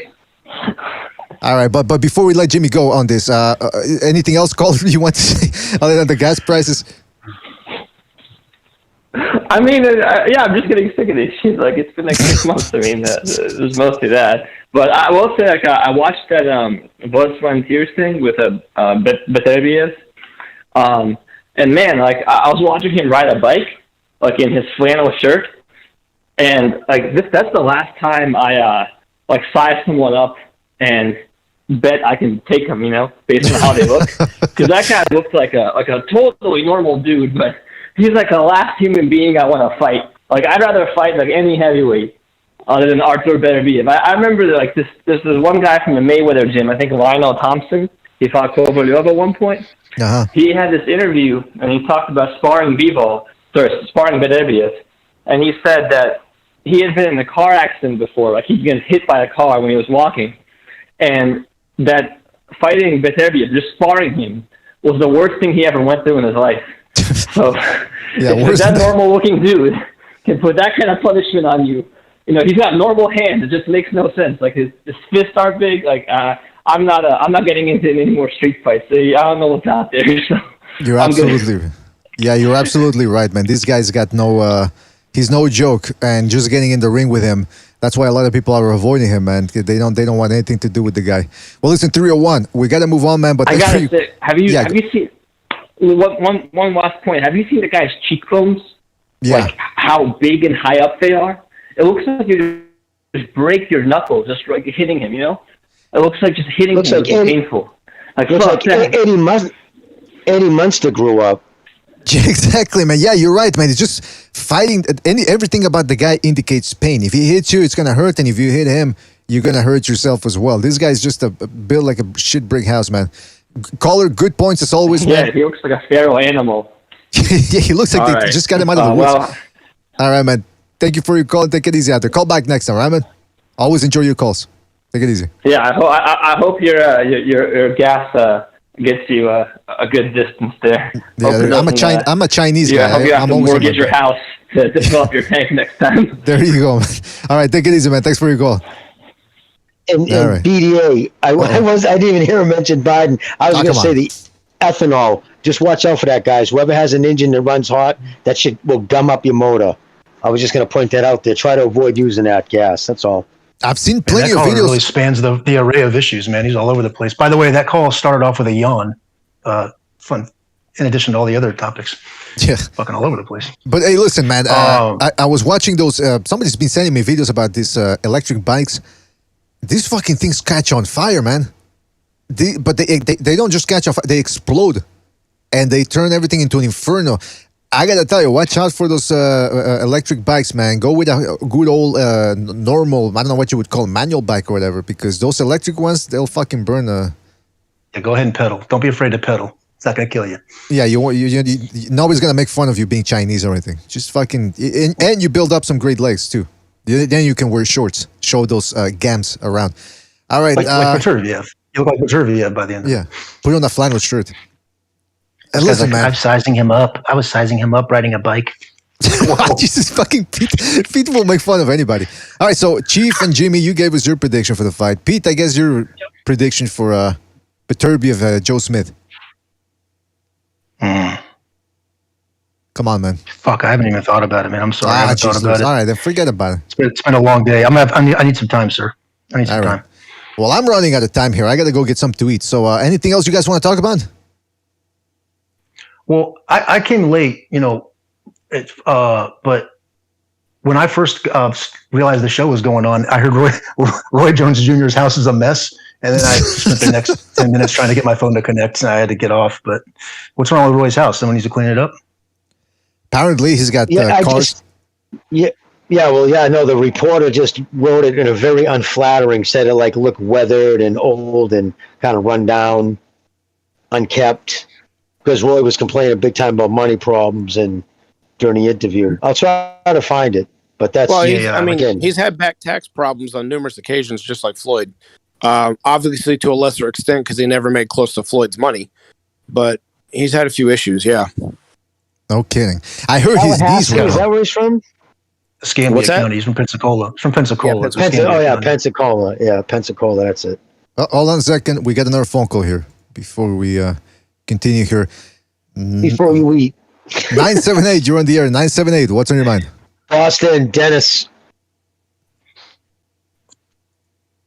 PDA, how you guys doing? Doing fantastic there, man. What's up?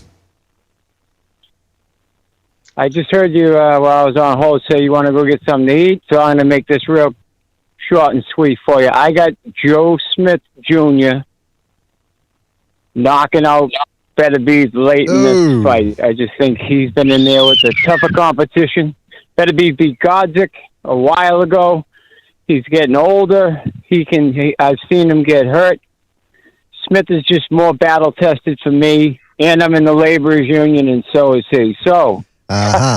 Yeah, you left. I saw that you left a comment in the. I'm a big fan too. I've been following him for a long time, but I got Joe Smith Jr. If you're taking predictions. Yeah, I saw you left Dennis, oh, sorry, Boo. Diego. He left a comment in one of the videos saying that he's local 404 or something, so that's why he's gonna root for Joe Smith. But I mean, realistically, do you think? I'm actually 223 out in Boston, but we're the same. We were just in the labor's union. Shout out to the we're all 223, pulling man. for him. Yeah. Hey, do you get I'll see like you down at the hall. I'll see you down at the hall, Joe Smith. See you at the Iron Hall. All right. I see you down at the docks there. He just reminds me of a South Boston guy. That's why I figured Dennis would like him. Yeah. Hey, I gotta ask you something. The people at I the docks. just like everything about the kid. 90 seconds. Hey, okay, but realistically, what does Smith have to do to get a win? I think Joe Smith is. I thought he looked lousy, like against a kid like Bivol back a couple of years ago. But I think since then, he's just been on a roll. I think he's worked his ass off to get back in contention. They wrote him off. He wasn't even he wasn't even in the top 10 when he fought Alvarez. Knocked out Alvarez, knocked out Jesse Hart. He just knocked out a bunch of guys when they had him underdog, and they got him a big underdog now. 900-1 if you're going with Joe Smith Jr. by knockout, and I'm going with that.